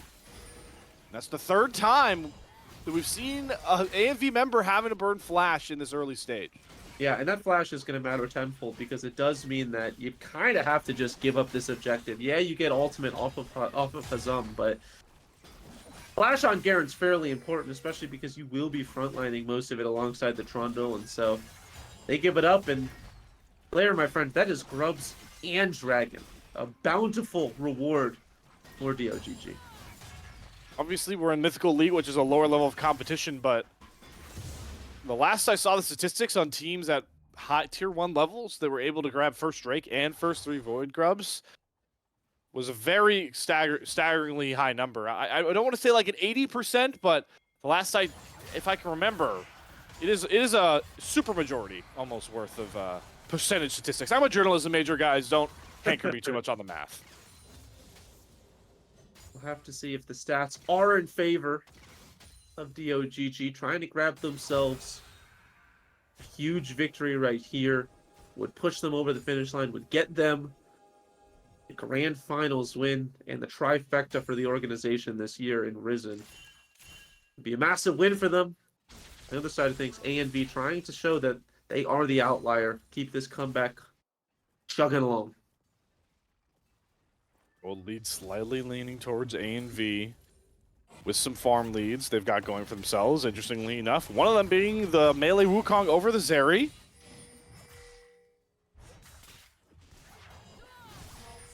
Intruder could be in trouble here. Uh-oh, Intruder. Oh, okay, he burns the flash right off cooldown. Eats the Glacial Prison, perfect execution, first blood over to Kerrigan. The flash not enough, and DOGG scrap back into this one. Yeah, Intruder just a little bit overstepping right there and burns the flash, so it feels doubly as bad. Doesn't have teleport up either, so could potentially have to burn a wave. Or Coat just helping his AD carry get a minion, you know, we'll say. And it does feel like the Benefactor will be there. Kerrigan should be able to just get out pretty safely. You did get the plate. That's a good point. Meanwhile, this Aatrox feels comfortable enough just farming waves. Now the question is, can this Akali actually get out? Because Kerrigan is not running the way that you would expect. Okay. All Uses right, the goes Shroud. yeah into the Shroud. Likely That's gonna try and flash. kick back over a wall. Ooh, fails it. No. So Kerrigan has flash, like you Kerrigan's mentioned, dead. but I think he's just dead. Yeah, not even gonna burn it. Smart decision, but Intruder gets his revenge. Assist over to Stale Bagel as well. That really evens the game out. Yeah, that is a massive, that is a massive blunder right there, Slayer. It feels like you're in a really good position and you had the ability to get out. Chose not to use it. I mean, could they not have just ran out? Obviously, we have more vision, so we know more than they do, but... Oh man, that one feels really rough if you are this Akali. And just giving a kill back over to the Orianna, just something you don't want to do. Bit of a lane swap there, because to your point, right? We see more. I think really worried that Forbidden Love wasn't seen top lane, so it could have been coming down from the top. Maybe thought they were way more pitched than they were, because Forbidden Love then just swung mid lane. We saw Forbidden Love mid. That's where he eat out. And there was a wave crashing under tower, so he definitely saw the Garen. Oh yeah, you're right. Well, my guess would be he thought Stale Bagel was still chasing him, and so he was gonna. I mean, you're probably not gonna be able to outrun a Trundle, but obviously we now know that Stale Bagel had no idea where he was, and ended up being a fairly big blunder. We'll have to see if it has dire consequences. yeah, Kerrigan's looking to get back right onto the rift. Now teleporting his bot lane is popped off. Nautic Viper has the kill on Akrino, gets hooked back under turret. The rest of DOGG in the background, though, find Aiden Robinson. Should be a surefire kill. Somebody's got to take it, though. Oh, Gets nice. the speed up with Fleet and a heal. It's a flash for Hazam to get it. That's a summoner they didn't have to burn. They do knock the bottom lane of AMV back down for taking down Karina. Yeah, they get a double kill there. I don't hate having to burn the flash on the Aatrox. You could have used the perfect execution on the Senna there, but then you probably don't get the Wukong. So I respect it. I would have been a little peeved, I guess, if the Senna had not died, as we got lane swaps on lane swaps. That's a Zeri top lane. Just trying to make sure this Garen can't get everything, but has to be careful. As, yeah, now you're being pinged right now, Carino. This, Trundle's nearby as well. You have to be careful. Yeah, I mean, Garen with Ignite and ult up is a scary sight. Gonna take the wave out. Now Forbidden Love caught under turret. Is Carino gonna turn this one? No, not enough damage over top, but how often do you see a Garen running away from an AD carry, folks? Yeah, and how often do you see these grubs being taken? I guess the second time this game, as it will be 3 given over to the side of ANV. They've got themselves 3 themselves. They do give over 2 dragons for it, and they don't get the grub buff. So it's not as much as they would want, but the important thing is they stop the grub taking from the Akali and the Aatrox, because that would be really, really tough to have to deal with on the side laning. Still down in those Drakes. 3 out of the 4 games for Dorado Gaming Gamma. Goaty has taken the first opening 2 Drakes. Ocean Soul, Massive Soul as well. Not as valuable because there's not a real like poke 'em, stall 'em out fight comp on both sides. Both these teams are going to just kind of run at each other, but still valuable healing to get. Oh, it's massive on the Aatrox and the Garen. I mean, it is game defining on both of those champions. So keep an eye on that soul because that will provide pretty insane healing for both of those pretty huge heal champions. Especially the Aatrox, man. Holy moly. Important to look at is Hazem just getting his wave shoved in. This is the Garen special. I do like what Hazem was able to do. It felt like last game on the Renekton kind of got funneled into Forbidden Love's game plan. In this game, teleport spot, focuses more on the wave, a bit more patient. I feel like has been a much stronger game plan so far for this Aatrox, for Hamza. Yeah, has a lead, right? So, has his first item done. We'll see. I think Forbidden Love, the off-back actually does grab that Stride Breaker. So those first items are starting to sink through for some of these guys. Zeri just a bit far behind, but Carino not in too bad of a spot. Curious if we could get a stack check on Mr. Aiden Robinson. I know the stack or the Senna souls have been nerfed in how often they come up, but still deadlines to meet if you are playing Senna. 53 at 14 is pretty, I think, in a pretty good spot. You want about 20 per 5 before the nerfs, so right on track. Yeah, in a decent position. They are going to lose. They are, going to get this Rift Herald, but most likely use the bot side as Marcote, Carino, Kerrigan, all optioning bot along with Goaty and Forbidden Love, my friend. They know you're in that bush. They're just trying to shove the wave, and oh boy, that's probably a dead Garen. It is going to get traded for bot side is the thing. And so the question is, can they kill Forbidden Love, and how quickly? I don't know about that ult, though. There's Glacial Prison. They get the knock-up, sink the hook. Forbidden Love looking for the turn, and Demacian Justice snipes Marcote down. He's not even below half HP. They have to dive under a turret, but Zeri can't hit through the turret with her Q. It's deadly close. Messy, yes. But a trade kill they finally get Forbidden Love. Yeah, but it's a trade kill this entire time. They're losing their entirety of top side. I don't know if that was desired. They might lose their inhibitor turret as well. I mean, they can hop in this, and indeed they're going to. They're a bit split on the decision, and a bit of a, we'll say a business decision right there from the Trundle, as he wants to get this Rift Herald about as far as he can into a safe position. It's going to run out of time now. Yeah, I mean, hey, express way to scuttle. Yeah, exactly. Yeah, I mean, that's a disaster right there for DOGG. I was kind of thinking they were going to crash the wave first and then drop their CC, and instead, they kind of put it out at weird times. They didn't really have the Akali nearby. I think they felt the pressure really starting to build right there with how much was being given over topside. That kind of blows the game open a little bit for A and B. An untenable position. They still can come back, but there's a gold lead right there for A and B for the first time this game, I think. First turret as well was grabbed because they got the top outer before their bot outer sunk down. So yeah, a lot of gold. Gone already? Is what gone? Was mid turret gone already? Because I don't remember them getting mid turret. I think mid was the first one to go.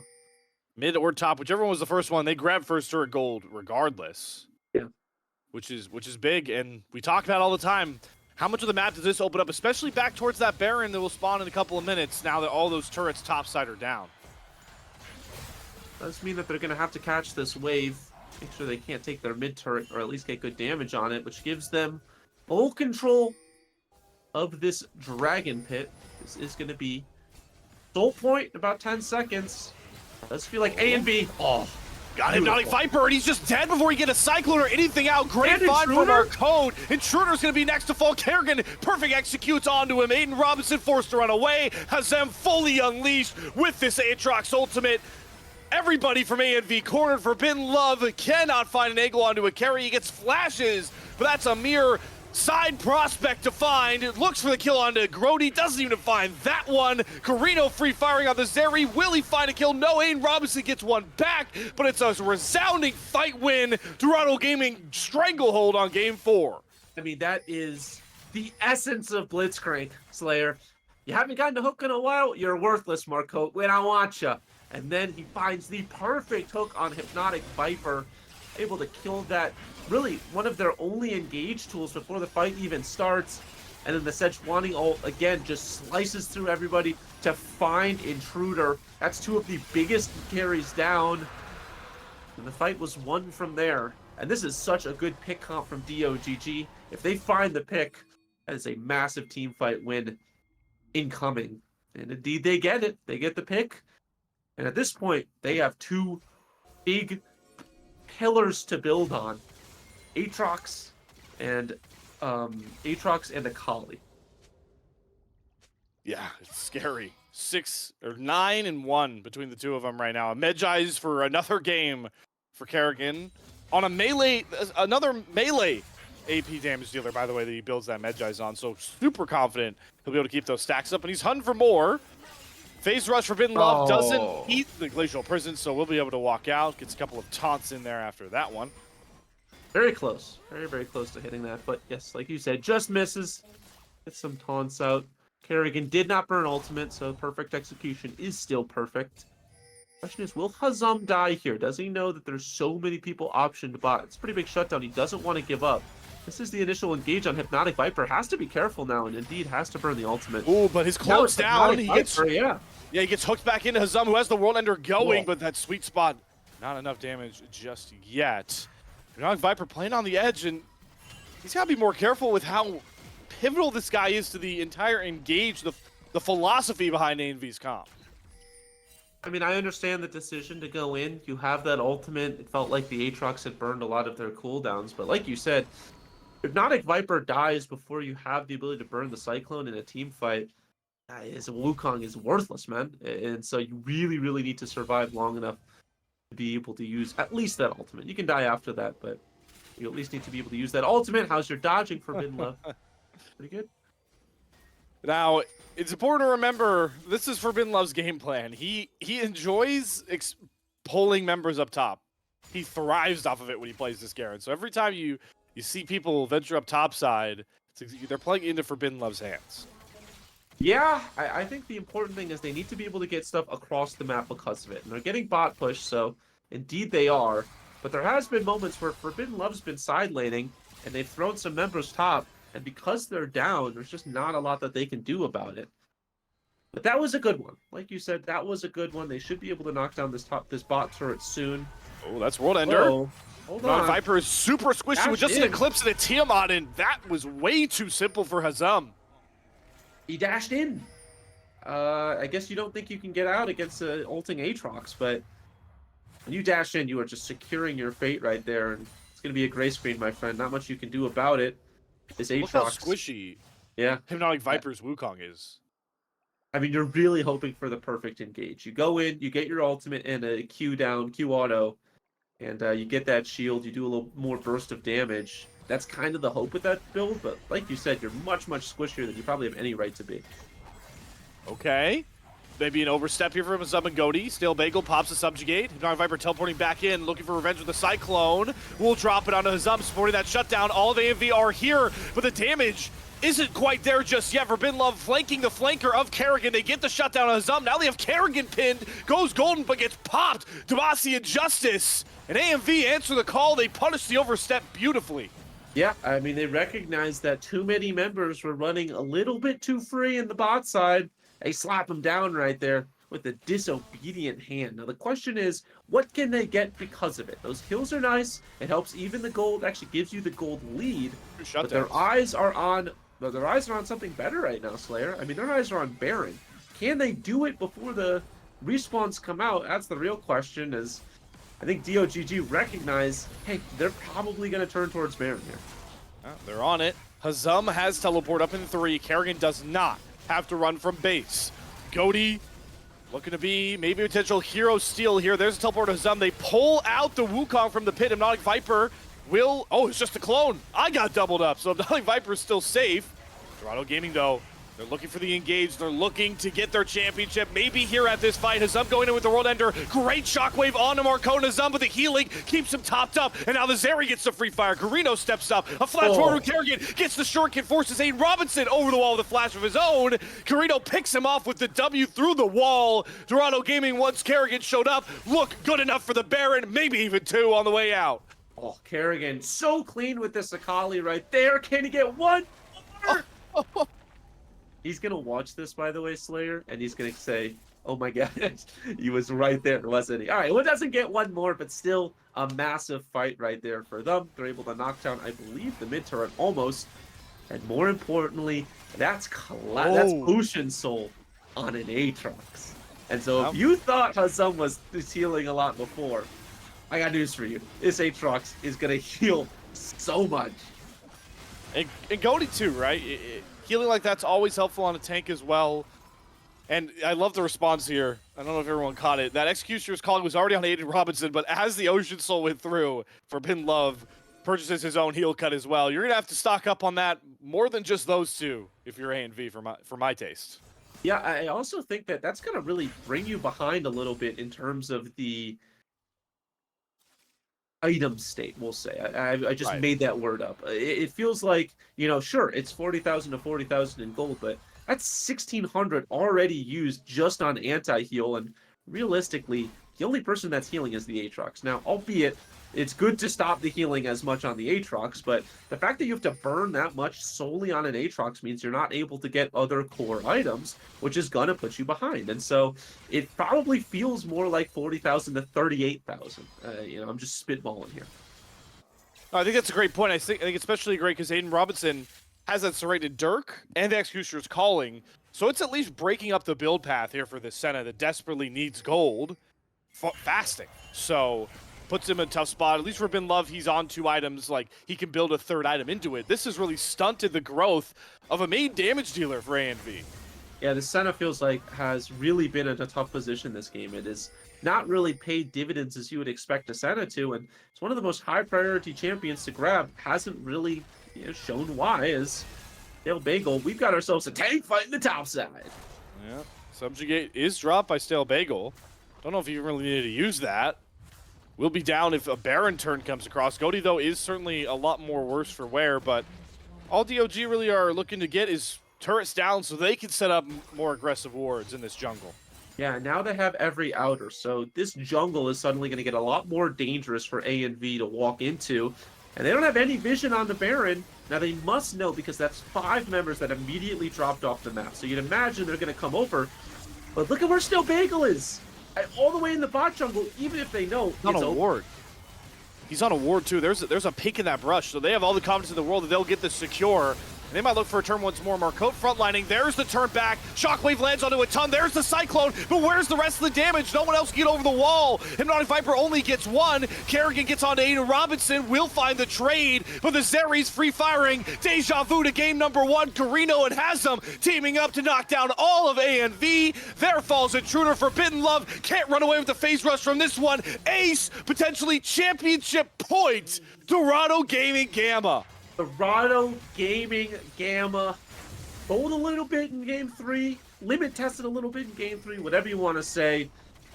But they put their try-hard pants on, and they are buckling up, baby. They got Carino on a carry. They got some tanks, some frontline for Carino, and they let everybody work their magic. I mean, it's a tale as old as time. Dorado Gaming, it just feels like once they get on what they want, there's nobody in this league that can stop them. Hazem, what a performance from game 1 to game 4, right? Not that the Jax was bad, it actually came alive very late on, but it's always feeling nice to have such an impact early and often with this Aatrox. 6-1-4, grabs that 3rd item. Certainly is kind of squishy with that Edge of Night completed, but man, does he delete over half of this comp of A&V when World Ender is popped.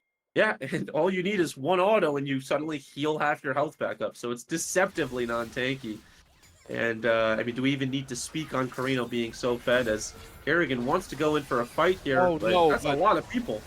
Yup, goes Golden to buy some time. The front line is here, and where did Hypnotic Viper just go?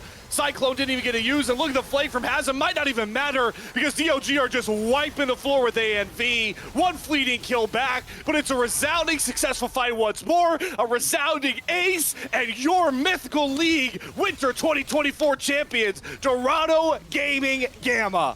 It has been a long time coming. I think most people thought it was going to be Dorado. It was going to be some form of this roster.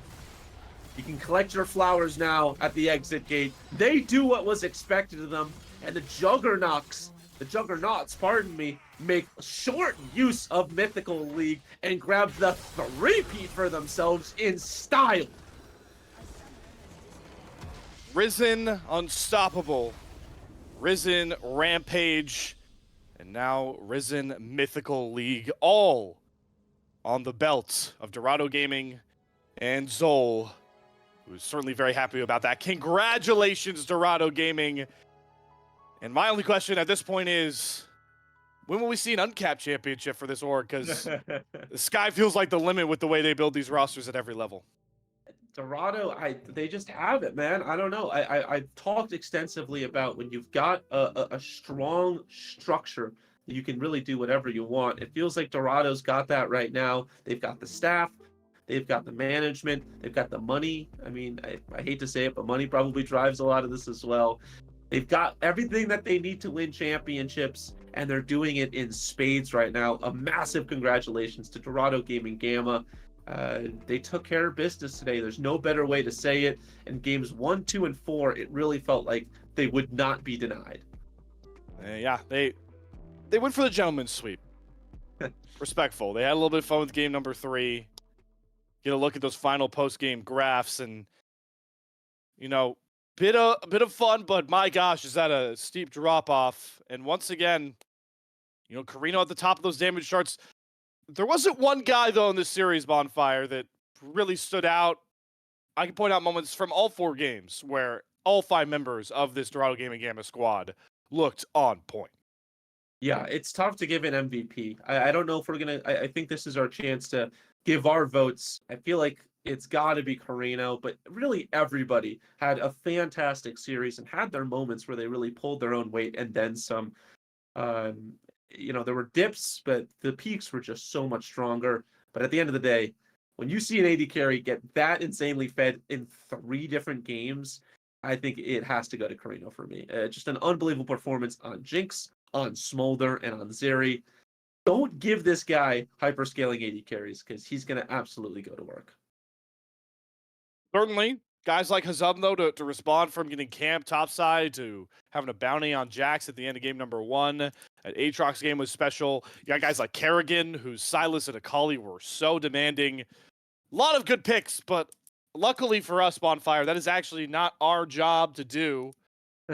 That is on our analyst desk. I believe we are ready to throw to them. Actually, we're going to throw it to a break here. So before we get to that, though, this is the end of the line for myself and Bonfire here with the Mythical League. Always a pleasure to be on Risen. Even more of a pleasure to be next to that guy week in and week out. Wrong way. I knew you were going to do it. I knew you were going to do it. Regardless, enough stalling, guys. It's been a pleasure to take you guys through the first Mythical League split winter 2024. Once again, one big congratulations personally to Dorado Gaming Gamma. Hope to see you guys back next split, or maybe at a higher level on a different Risen split. Don't want to say too much. We're going to go to a quick break. You guys will return one final time in the Mythical League to our analyst desk with some victorious friends joining them in just a few.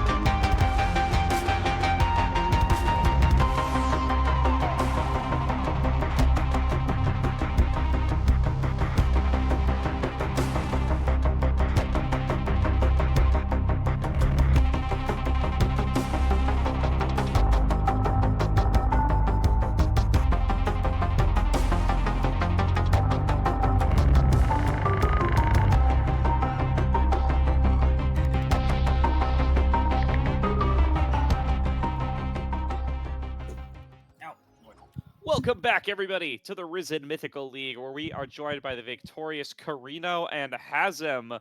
Welcome to the desk, guys. Congratulations on a 3-1 win and the first Risen Mythical League title. Yep. Thank you. Thank you. Yeah, it's a good series. Absolutely. All right, let's start things off. We got two people here without cams. How about each of you identify yourselves so people will know based off your voice? Oh, just like imagine 7 foot tall, 500 pound chest. Hey. With the League of Legends username. Yeah, Need the username. Of course. What's your Oh, name? Hasm. My bad. I'm Hasm. There you go. All right. Yeah, and I'm Carino. Great. Very, very good. Alrighty. Well, I guess first question. This one's targeted you, Hazem. We kind of pointed out in game number 1 and 2 that you got camped top really hard. What was your response to that, and what was the general game plan? Like, was that something you're chill with, or was it a bit of a tilter? I actually can say that I didn't get tilted by it. I was actually surprised myself. Like I was 0-3, but it never felt like I was out of the game. Yeah, I was able to like catch most of the waves. Like when they got kills on me, I was able to catch the waves, stay in XP range, keep on the trades. You know, stay pressuring the map and find good angles in the fights. I didn't really tilt too hard because we were able to find like exactly what they're doing to me. We're doing like a lot more in bot lane. Like we are doing way more to bot lane. We're making sure that they're falling behind and stuff. So I was just fine with it, to be honest. Alrighty. Good stuff. Good stuff. So, yeah, coming in, you guys just ran the full upper bracket, come away with the win in the final as well. So a pretty dominant run, all things said and done. You are the only first seed team coming out of the group stage, though, who did drop a game during groups. What was going on over there? Did that affect the confidence at all coming into the bracket, knowing that everybody else came in undefeated? What do you guys feel like happened back in that regular season? Is that's going to be the only loss in the column for the whole Mythical League? I guess I'll just take this one since that was my last one. But yeah, basically after we lost that series, I think we were all kind of like, not like actually upset, but it's kind of like the tilting upset where you're just like, I can't believe we lost to like, because it was the lowest ranked team in our group, and we're like, oh my god, we just dropped the game to the lowest ranked team after we swept everyone else. Like, you know, what is wrong with us? And you know, maybe you get a little upset, but at the end of the day, I think we just accepted it as like, well, it doesn't matter. We're still first seed. We're coming out of this group, and we're just gonna do our best in playoffs. Alrighty. I guess building off of that, who's the toughest opponent you felt like you matched on your way here to the victory? Since it was, you guys only dropped that one series, like you said, and I believe you only dropped 2 games during playoffs, if I'm not mistaken. Yeah, the I one think we only here and the dropped one 2. last series. Yeah, I I mean, maybe Hazma has an answer, but personally, I didn't feel like anybody was actually like we're afraid of. It felt like after playoffs, everything kind of just clicked, and we had a lot of good practice coming in, and then we do a lot of good draft prep. So playoffs, we weren't really afraid of anyone. Yeah, I mean, if I'm giving you a serious answer, it's probably these guys. I mean, like the games were somewhat close, and it felt like they actually had like capable, somewhat laner. Like it didn't feel like a struggle. To be honest, the hardest game we had all season was that series against EXT where we lost. Like that's the only series I felt like, holy shit, what the hell's going on? I shouldn't swear. My It's okay. It happens. It's okay. All right, good stuff there. So what's up next for the team? What do you guys have planned for the off season for the split? Are you planning on playing in Mythical Round 2? Any other leagues you guys have in mind, or what's in the future for right now off the back of the win? We are currently competing right now in BOL, their Masters League. We're second place, I believe, in that group right now, so doing pretty good over there. Yeah, so our plan, you know, is to finish out BOL, and then from there we'll probably reassess, figure out what people want to do. I think some people have aspirations to, you know, go even further than Masters Leagues. Some people might want to chill out here for a bit and try to learn the game more. Some people might retire, who knows? But as for right now, BOL is the next goal. After that, it's all in the air. Alrighty. And I guess, Hazem, any additions or? Yeah, I mean, I actually don't even know what I'm doing, right? Like, I'm getting to a Fair stage in enough. my life where I'm working. I'm gonna be starting to work soon. So I'll see my schedule. I'll probably still be around because I only work in the mornings. So I guess we'll see. I'll probably just be playing a lot less solo queue. I guess one final thing, any shout outs you guys want to give or any plans for celebrations for the huge double up? How's the meeting go first? Huh? Yeah, shout out to Dorado, sponsoring us to get into the league. Shout out to the other teams that didn't win. You guys tried your hardest. It is what it is. Like, you guys still put on a really strong performance. I don't think you should measure it by the end result. You should measure it by how much you guys improved. Yeah. Shout out to Dorado. Thanks for paying for us to get in. Yeah, then I'll also give my shout outs. Shout out to Dorado for supporting Gamma all this time. We went from all the way from Plat Leagues to Diamond Leagues and now to Master Leagues. Who knows? Maybe some players here will play in ACL one day. That being said, shout out for Dorado for supporting Gamma. Shout out to the other Masters teams for really pushing Gamma in scrims and helping us learn the game and get better. Shout out to my girlfriend, I love you. And then shout out to Gamma as a team as a whole. Great job this split, and because Marcotte wanted me to say this, Team Diff. I love you too, man. Hell yeah, guys. All right, well, thanks so much for hopping on with us. Hell of a season here. Congrats on the Risen Mythical League title. Best of luck in what comes next. And thank you to everybody at home who's tuned in for the Mythical season. We will be back next split with another Mythical League, or maybe, as Slayer was alluding, a little bit of a higher tier league as well. Be waiting to see what that offseason is going to present for us. But in the meantime, take it easy, enjoy MSI, enjoy whatever else the offseason has for you, and we will see you guys next time here on Risen.